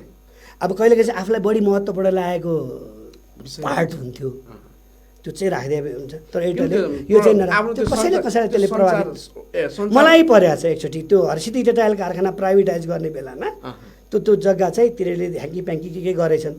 मैले एक सरो समाचार गरेँ, तर त्यो पछि प्रकाशनमा आउँदाखेरि त्यो अलिक अर्को ढङ्गले आयो होइन, जसमा चाहिँ आधारभूत डाटाहरू तथ्याङ्कहरू चाहिँ मिसिङ थियो। जसले गर्दाखेरि त्यो समाचार अलिक एकाङ्की खालको हुन थाल्यो। त्यो पनि राम्रो भएन। आफ्नो एजेन्डाको कारणले गर्दा कहिलेकाहीँ मिडियाको आफ्नो अब्लिगेसन हुन्छ। कसको बारेमा समाचार उनीहरू त हाई प्रोफाइलको मान्छेको त आफ्नै लेभलमा ककटेल त्यो टस फ्रेन्डहरू हुन्छ नि, टस के भन्छ मलाई त भन्न नि आउँदैन, त्यो खालको उनीहरूको आफ्ना अब्लिगेसनको कारणले कहिलेकाहीँ त्यो हुन्छ। तर मैले बुझेसम्म धेरै हदसम्म त्यस्तो हुँदैन त्यो ब्रोडसिटको हकमा, किनभने उसले चाहिँ प्रमाणसहित एडिटरलाई कन्भिन्स गर्न सक्यो भने हुन्थ्यो। सम्पादनले काट्ने भने त्यो कहिलेकाहीँ हुन्छ, कहिलेकाहीँ भाषामा एउटा भन्न खोजे अर्को अर्थ लाग्ने गरी पनि गएको हुन्थ्यो। त्यो चाहिँ कहिलेकाहीँ ह्युमेन इररलाई पनि बुझ्नु। यहाँको सञ्चारकर्मीलाई नि यहाँको सुझाव छ अहिले त मलाई चाहिँ मूलधारको सञ्चारको बारे अब मसँग त धेरै अब के हामीलाई दिएको पस्केको जो चिज छ, हामीलाई जो सञ्चार माध्यमले पस्किनुहुन्छ तपाईँहरू जस्तो मिडियाकर्मीले सञ्चारकर्मीले, त्यो कति रियालिटीमा छ, कति यथार्थको धरातलमै उभिएको छ भन्ने चाहिँ अब कतिपय डाटाको आधारमा हुँदैन। जस्तो अहिले कोरोनाकै बिरामी सङ्ख्या यो हामीलाई त कसैले दिएको आधारमा नै पत्याउने त हो नि। अर्को स्वतन्त्र जो भेरिफाई गर्ने निकाय नहुन्जेल त त्यसकै मान्नु पर्यो होइन। त्यो बाहेक आफूले अनुसन्धान गर्ने मामलामा चाहिँ अझ जस्तो जो छुटेका छन्, जसको आवाज आएको छैन, भोइस अफ भोइसलेस छ नि भन्छ नि, आवाजविहीनहरूको आवाज उठाउने मूल काम उठाउनु हो भने त्यो लोकतन्त्रलाई तल लान्छ क्या त्यसले। कि सञ्चार माध्यमले कठै हाम्रो पनि कुरा ल्याउँदो रहेछ बाबै, एकदमै हामीलाई पनि यसले चाहिँ आफ्नो दर्शक घेराभित्र राख्दो रहेछ बाबै भन्ने उसलाई फिल हुन्छ र ऊ त्यो प्रति चाहिँ आकर्षित हुन्छ, सूचना पाउँछ, ज्ञानै बढ्छ। राम्रो ठुला नेताको इन्टरभ्यू लिन पायो भने गजब हुन्छ, त्यो आफ्नो हाइट पनि बढ्छ। मन्त्रीको लिनु पायो भने अझ मेरो हाइट बढ्ला, अथवा भनौँ सांसदसम्मको त ठिकै हो, अब वडा अध्यक्षको किन इन्टरभ्यू लिने भन्ने खालको मिडिया हाउसहरू पनि छन्। तर कृष्ण मिडिया यहाँले भने जस्तो टप टु बटम, अब त्यो बटम टु टप भन्ने एक हुन्छ नि, यहाँको त्यो अघि पिरामिडको कुरा गर्दाखेरि यो पिरामिडको कुरा गर्दाखेरि कृष्ण मिडियाको मैले अलिकति कुरा गर्न खोजेँ। यहाँले भने जस्तो हामी चाहिँ आवाजविहीनहरूको स्थानीय स्तरमा आवाज, त्यो तल्लो तहको कृषकको आवाज लिएर त्यो माथिसम्म पुगोस् भनेर लागिरहेको छ होइन। किनभने स्थानीय सञ्चार माध्यम पनि त स्थानीय स्तरलाई बलियो बनाउनको लागि लाग्नु पर्यो नि त, भन्नका लागि पनि लागिरहेका छौँ। दर्शकलाई थाहा छ कृष्ण मिडिया हामीले ललितपुर क्षेत्रभित्रको समाचारलाई प्रोत्साहन दिनेछौँ भनिरहेका छौँ। यहाँ पनि कुनै बेलाको नेतृत्व, यहाँको अनुभव धेरै आज राम्रा कुराहरू आए, यी कुरा पनि ल्याउनका लागि चाहिँ त्यो बिग मिडिया हाउसले नल्याउँथ्यो भने पनि हामी कृष्ण मिडियाको तर्फबाट बिग मिडिया अथवा बिग भन्ने व्यक्तिहरूसम्म आवाज पुर्याउनको लागि सक्षम। म यसमा तपाईँलाई दुईवटा कुरा भन्न चाहेँ। एउटा, ठुला मान्छेको इन्टरभ्यू, ठुला मान्छेको न्युज, ठुला मान्छेको दैनन्दिन, ठुला मान्छेले हाछियो गराएको न्युज आएर ठुलो पत्रकार बन्छु भन्ने भ्रम कसैले नपाल्नुहोस्। त्यसो हुन्थ्यो भने नेपालमा ऋषि धमाला भन्ने एकजना मैले चिनेको भाइ हुनुहुन्छ, उहाँ नेपालको सबभन्दा जो होइन प्रभावशाली, सबभन्दा सम्मानित पत्रकार कोटीमा पर्नुहुन्थ्यो होला सायद। उहाँ के स्ट्याटस छ मैले उहाँको व्यक्तिगत टिप्पणी गर्न चाहिनँ। मैले भने सबै ठुला मान्छेको गर्दैमा ठुलो हुन्छ भन्ने भ्रम नपाल्नुहोस्। तपाईँ जति बटम एप्रोचमा जानुहुन्छ, तति तल तपाईँ जानुहुन्छ, तति डाउन टु द अर्थ भन्छ नि, एकदम जनताकै घरमा जानुहुन्छ। तपाईँको दायित्व पनि त हो नि बाबा, ठुला कुराको, हुने खानेको, सुकिला मुकिलाको आवाज त जसले पनि क्यारी गर्छ। तपाईँ भोइस अफ भोइसलेस उठाउनुहोस् न। एउटा कुरा त्यो म भन्न चाहन्छु, इन्डियाकै कन्ट्रीमा भन्यो भने जति सिरियस मान्छेले एनटिटिभी हेर्छन् नि, एकदमै त्योभन्दा धेरै भ्युवरसिप, टिआरपी भन्छ के भन्छ क्या त्यो तपाईँहरूको भाषामा, त्यो आज तक र त्यो एबिपीको छ। तर न्युजको भ्यालु, न्युजको इम्प्याक्ट, न्युजको यथार्थ डाटाबेस तथ्यमा आधारित हेर्ने भने तिनीहरूको मेरिट खतम छ। यो बरु डिजिटल प्लेटफर्महरूको यहाँले भने जस्तो साँचो र झुटोमा तपाईँ केही जरुरी छैन। ठुलो मिडिया हुनुहोस्, ठुलो मिडिया बनाउँदै जाने त यो त कर्मबाट हुने हो। भोलि तपाईँको भ्युवर, दर्शक बढ्दै गएपछि तपाईँ ठुलो भोलि हुन सक्छ। तर भुइँ बिर्सेर काम नगर्यो भने जहिले पनि ठुलै हो त्यो मेरो बुझाइमा। यहाँले भने दोस्रो के सोध्दै हुनुहुन्छ तपाईँले भने मैले यहाँ नोट गरेन। अनि आजको दिनमा मिडिया पर्सनको कार्यभार के हो एकदमै त्यो बुझ्नु पर्छ, जिम्मेवारी पनि एक्ज्याक्टली। तपाईँ कार्यभार आजको मिडियामा तपाईँको कार्यभार के? एउटा तपाईँ बाँच्ने, पहिलो तपाईँ बाँच्नु चाहिँ पऱ्यो। बाँचिएन भने त कसका लागि के गर्ने र बाँच्ने भइसकेपछि अब तपाईँको कार्यभार चाहिँ त्यो पिपुल सेन्ट्रोइड काममा लाग्ने कि जस्तो हामी उसको आलोचना गऱ्यौँ, उसको राम्रा कुराको प्रशंसा गर्नुहोस्, नराम्रो कुराको खण्डन विरोध गर्नुहोस्, विरोध कुरामा विरोधको लागि विरोध नगर्नुहोस्, सुझावसहित विरोध गर्नुहोस्, सकारात्मक हस्तक्षेप हुने गरी विरोध गर्नुहोस्। त्यो त नराम्रो हो नि त डेमोक्रेसीमा, त्यो त हुनैपर्छ। तपाईँ जीवनशैलीमा त्यसलाई ल्याउनु सक्नु भएन भने तर कति अहिले विभिन्न सङ्गठनको रूपमा पनि पत्रकारहरूको पोलिटिकल्ली सोच्ने व्यवहार पनि देखिन्छ होइन। तर कृष्ण मिडियाको पनि अलिकति स्पष्ट पारौँ, हामी कुनै पनि पोलिटिकल्ली एउटा सङ्घ सङ्गठन बिना पनि कार्यक्रम गर्न चाहिरहेका छौँ, किनभने यहाँले भने जस्तो यहाँको सुझाव पनि हामी ग्रहण गरिरहेका छौँ, हामीले भनिरहेका छौँ। यो मैले अलिकति थोरै के स्पष्ट पनि पार्न चाहेको भने द पावर अफ भिडियोज हामीले नारा राखेका छौँ। हामी भिडियोको माध्यमबाट मात्रै देखाउँछौँ, किनभने कसैको कुरा देखाउनुपर्छ भने त्यो बिना प्रमाण त्यो लेख्ने कुरा मात्रै, लेख्ने पनि आफ्नो छुट्टै खालको छ, तर हामीले जे देखाउँछौँ त्यो भिडियोको मार्फत देखाउँछौँ, किनभने हामीलाई बढी भिडियोमा विश्वास लाग्छ, देखाएर विश्वास लाग्छ भनेर videos the power of videos भनिरहेको छ। मिडियाहरू कुनै पनि राजनीतिको त्यो आफ्नो आङ्गिक हुनु हुँदैन, त्यसमा कुनै छैन। तर कसरी राजनीतिक संरक्षण खोजिरहनु पनि केही जरुरी जस्तो मलाई लाग्दैन। तपाईँको बल जनबल के तपाईँको तागत भनेकै जनता हो, युवाहरू हो। म एउटा कुरा के हुन्छ नि, पोलिटिकल हामी हुन्नौँ भन्ने चाहिँ कसो नि पार्टी पोलिटिक्स चाहिँ नगर्नुहोस्, तर जो पोलिटिकल हामी होइन धेरै भन्छ नि उनै बढी पोलिटिक्स हुन्छ भन्ने अर्को भनाइ पनि छ, भनाइ पनि छ। जो म पोलिटिक्सबाट टाढा हुन्छ नि त्यो सबभन्दा बढी पोलिटिकल मान्छे हुन्छ भन्ने पनि भनाइ छ। त्यो सँगसँगै त्यसलाई पनि बुझ्नु पऱ्यो। अरू कुरो अपोलिटिकल चिज चाहिँ हुँदैन समाजमा। सबै कुरा राजनीति भनेको चाहिँ नारा जुलुस यो सिद्धान्त विचार मात्रै कुरा होइन। तपाईँले किसानको कुरा गर्दा किसानको पोलिटिक्सको कुरा आयो कि आएन? किसानको मल बिउ खादको कुरा, सिँचाइको कुरा गर्दा मजदुरको अधिकारको कुरा, मजदुरको चाहिँ श्रमसँगको वेतन, सिप अनुसारको ज्ञान अनुसारको के अरे सिप अनुसारको ज्यालाको कुरा गर्दा पोलिटिकल कुरा आयो कि आएन? अपोलिटिकल त के पनि हुँदैन नि। तर त्यसलाई तपाईँ कति पार्टी पोलिटिकल चाहिँ बनाउन सक्नु। राजनीतिकरण भने चाहिँ पार्टी राजनीतिकरणबाट चाहिँ मुक्त राख्न सक्नुहुन्छ। अपोलिटिकल त के पनि हुन्छ जस्तो मलाई लाग्दैन। जसले हामी राजनीतिबाट चाहिँ एकदम हामी गैर राजनीति हौँ भन्यो भने त्यो सबभन्दा बढी राजनीतिक हुन्छ। दलको राजनीतिको कुरा गरेको दलीय राजनीति त्यहाँ चाहिँ म सहमत हुन्छु।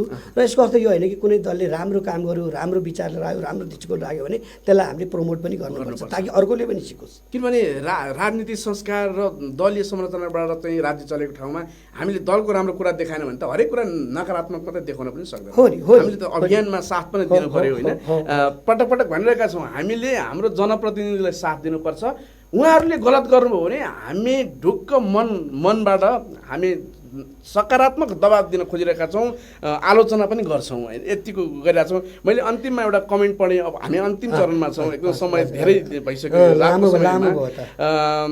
मैले भन्न खोजेको उहाँले अघि सांसद विकास कोषको सोध्नु भएको थियो, एचएम शिवाज्यूले पारदर्शी गर्दैनन् सांसद विकास कोषको भनेर भएको छ। त्यो त समय सूचनाको पारदर्शी हुनु पर्यो, त्यो माग्नु पर्यो, नागरिकले पनि माग्नुपर्छ र हामी मिडियाको तर्फबाट पनि हामीले माग्नुपर्छ। हामी जस्तै मिडिया अरू साथीहरूले पनि मधुसूदन झोजकार दाइले अघि कृषि क्रान्तिको कुरा गर्नुभयो। अहिले हाम्रो बस्ती विकास, कृषि गर्ने, खेतबारी, घरबारी प्लटिङ गरियो भनेर लेख्नु भएको छ होइन। झन् सिँचाइको कुलोहरू सबै मासिएको छ भनेर लेख्नु भएको छ। मैले धेरै सबै पढ्न सकिनँ, यति पढेँ मैले।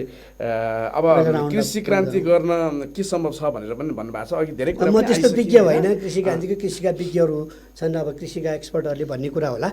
तर नीतिगत तहमा किसानलाई केन्द्रित गरेर अब योजना र जो अब तपाईँ कल्पना गर्नुहोस् विदेशबाट तपाईँको धेरै लाख मान्छेहरू, धेरै लाख नेपालीहरू तपाईँ आफ्नो देशमा आउन त रोक्न सक्नुहुन्न। एकदमै तपाईँ भित्र्याउँदै हुनुहुन्छ। मातृभूमिमा अब भोलि त्यो जहाँ हिजो रोजगार गरेको ठाउँ त्यहाँ पनि तपाईँको रोजगार गुमिसक्या हुनसक्छ, किन ऊ पनि पीडित छ नि कोरोनाले। अब अब त्यसलाई कसरी एब्जर्भ गर्ने, त्यसलाई कसरी हाम्रो यहाँ नै काम दिने। तपाईँको सब हामी इन्डस्ट्रियलाइज देश त होइन। अर्को पोटेन्सियल क्षेत्र पर्यटन थियो, 2 वर्ष 3 वर्षलाई पर्यटन चाहिँ टाटा बाई भएको अवस्था देखियो। अब पर्यटनमा चाहिँ गाह्रो छ, किनभने जो पर्यटक आउने हो उही गरिब छ। अब त जो खर्च गर्न आउने हो उही गरिब भइरहेछ अहिले होइन। अमेरिकामा 5 करोड 4 करोड 20 लाख मान्छेहरूले रोजगारी गुमेर भत्ता मागिरहेछन् भनेपछि त्यो जाहिर खान त त्यो घुम्न आउँछ नि त नेपाल। अर्को अब हामीले त्यो कहाँ एब्जर्भ गर्ने त, त्यसलाई कहाँ राख्ने त भन्दा कृषि बाहेक हामीसँग अर्को अल्टरनेटिभ छैन।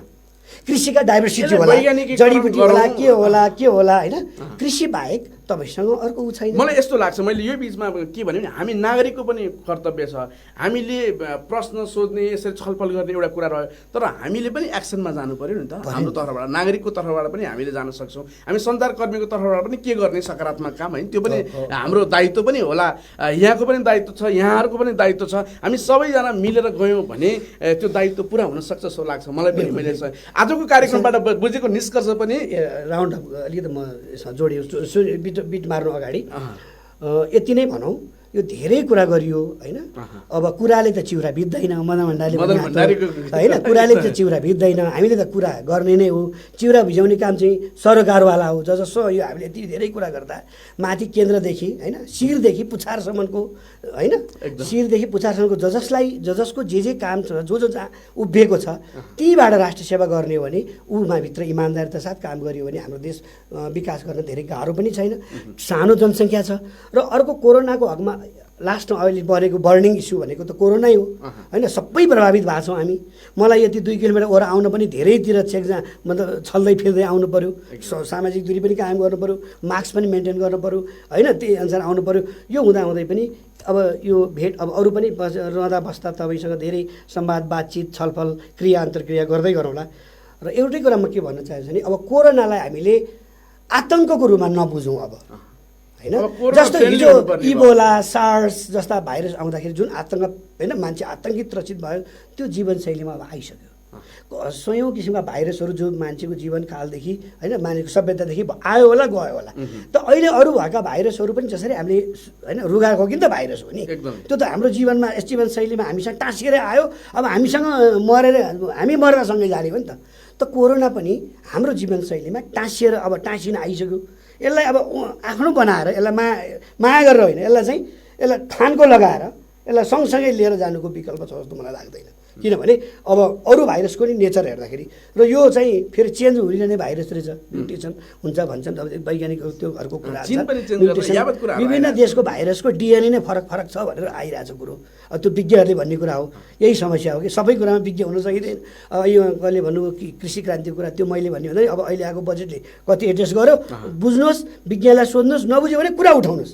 लोकतन्त्रमा बोल्नुपर्छ, नबोली कसैले सुन्दैन, बोल्दा त सुन्दैन होइन। आवाजहरू उठाउनुहोस् तर डिसेन्टली, भद्र तरिकाले, शिष्टता कायम गरेर, जे पाए त्यही लेखेर होइन, अश्लील हरकत गरेर होइन होइन। यो मान्छेले मान्छे आफू मान्छे हुने बिर्सिनु भएन नि त, पाशविक शब्द त राख्नु भएन नि त। म त मानव हो नि त। पहिला त हाम्रो जाति, धर्म, लिङ्ग, भाषा, बाहुन, छेत्री यो आदि इत्यादि आउनुभन्दा अगाडि त मान्छे हो नि त, ह्युमेन, मानवताको होइन। त्यो भित्र चेतना थपेको एउटा प्राणी हो। त्यसले यो पर्सपेक्टिभ हेर्नुहोस्, कोरोनासँग नडरौँ, सरकारले दिएका प्रोटोकलहरू जो अनुसार आचारहरू मेन्टेन गरौँ होइन। अब मलाई लाग्छ सरकारले पनि जोनिङ गरेर red John, yellow John, green John के भन्नुपर्छ। जहाँ अब अहिले त हाम्रो कति 64वटा जिल्लामा फैलिसक्यो, अब 12-13वटा जिल्ला मात्रै बाँकी छ। यो दुर्भाग्य हो, चाहे एउटै केस किन नभेटियोस्, जिल्ला त छोयो नि। अब तर यसलाई अब हामीले बिस्तारै होइन, अब हामीभित्र भनिन्छ, वैज्ञानिकहरू भन्छन् चाहिँ इम्युन पनि बढ्छ अरे होइन, त्यो रोग विरुद्ध लड्ने क्षमता पनि बढ्छ। स्वस्थ हुने विभिन्न प्रक्रियाहरूमा हामी पनि खानपान, आहार विहार, निन्द्रा यसमा चाहिँ ख्याल गरौँ र यसबाट नडरौँ र यसलाई फेस गरौँ। अब र यसलाई यो जो चुनौती आएको छ राज्यदेखि लिएर हरेक नागरिकलाई, अहिले यो प्रधानमन्त्रीको टाउको दुखाइ मात्रै होइन, म मेरो घरको परिवार हिसाबले अथवा मेरो छिमेकी टोल अब त यहाँ तपाईँ माया गरेर मेरो आफन्त, मेरो भान्जा, मेरो दिदी बहिनी भनेर नि मैले कोरोना सर्टिफिकेट नभइकन घरभित्र नल्याउने अब त चाहिँ सामाजिक एउटा कन्ट्राडिक्सन, एउटा होइन मनोवैज्ञानिक जो किसिमको ग्यापिङ जो हुँदैछ त्यो फिजिकल कन्ट्याक्टको एगेन्स्टमा, विरुद्धमा, अब यसलाई बिस्तारै अब हामीले ओन गर्ने होइन, त्यो एउटा आचारहरू सर्टेन पालन गरेर यसलाई बिस्तारै चाहिँ कोरोनालाई आत्मसात गर्नुको विकल्प छ जस्तो मलाई लाग्दैन। भ्याक्सिन नआउन्जेल त कुरै भएन, भ्याक्सिन नआउन्जेल कोरोना फ्रेन्डली चाहिँ नभनौँ होला। कोरोना फ्रेन्डली हुँदा चाहिँ अलि बढी कोरोना प्रति अनुग्रही जस्तो हुन्छ। कोरोनालाई होइन बेनिफिट अफ डाउट पनि भन्न मिल्छ। अब यसलाई लाभको के अरे उसको रूपमा होइन, एउटा अवसरको रूपमा, डेभलपमेन्ट विकासको उसमा यसलाई उपयोग गर्ने र यो च्यालेन्जलाई अब सँगसँगै पनि लिएर जाने नै हो जस्तो लाग्छ। अब म त्यस्तो एक्सपर्ट विज्ञ त केही होइन, धेरै विद्वानहरूले धेरै ठाउँबाट, धेरै च्यानलबाट, धेरै एउटा सुझाव, एउटा सजगताको लागि हामीले यसो सदुपयोग गरे हो।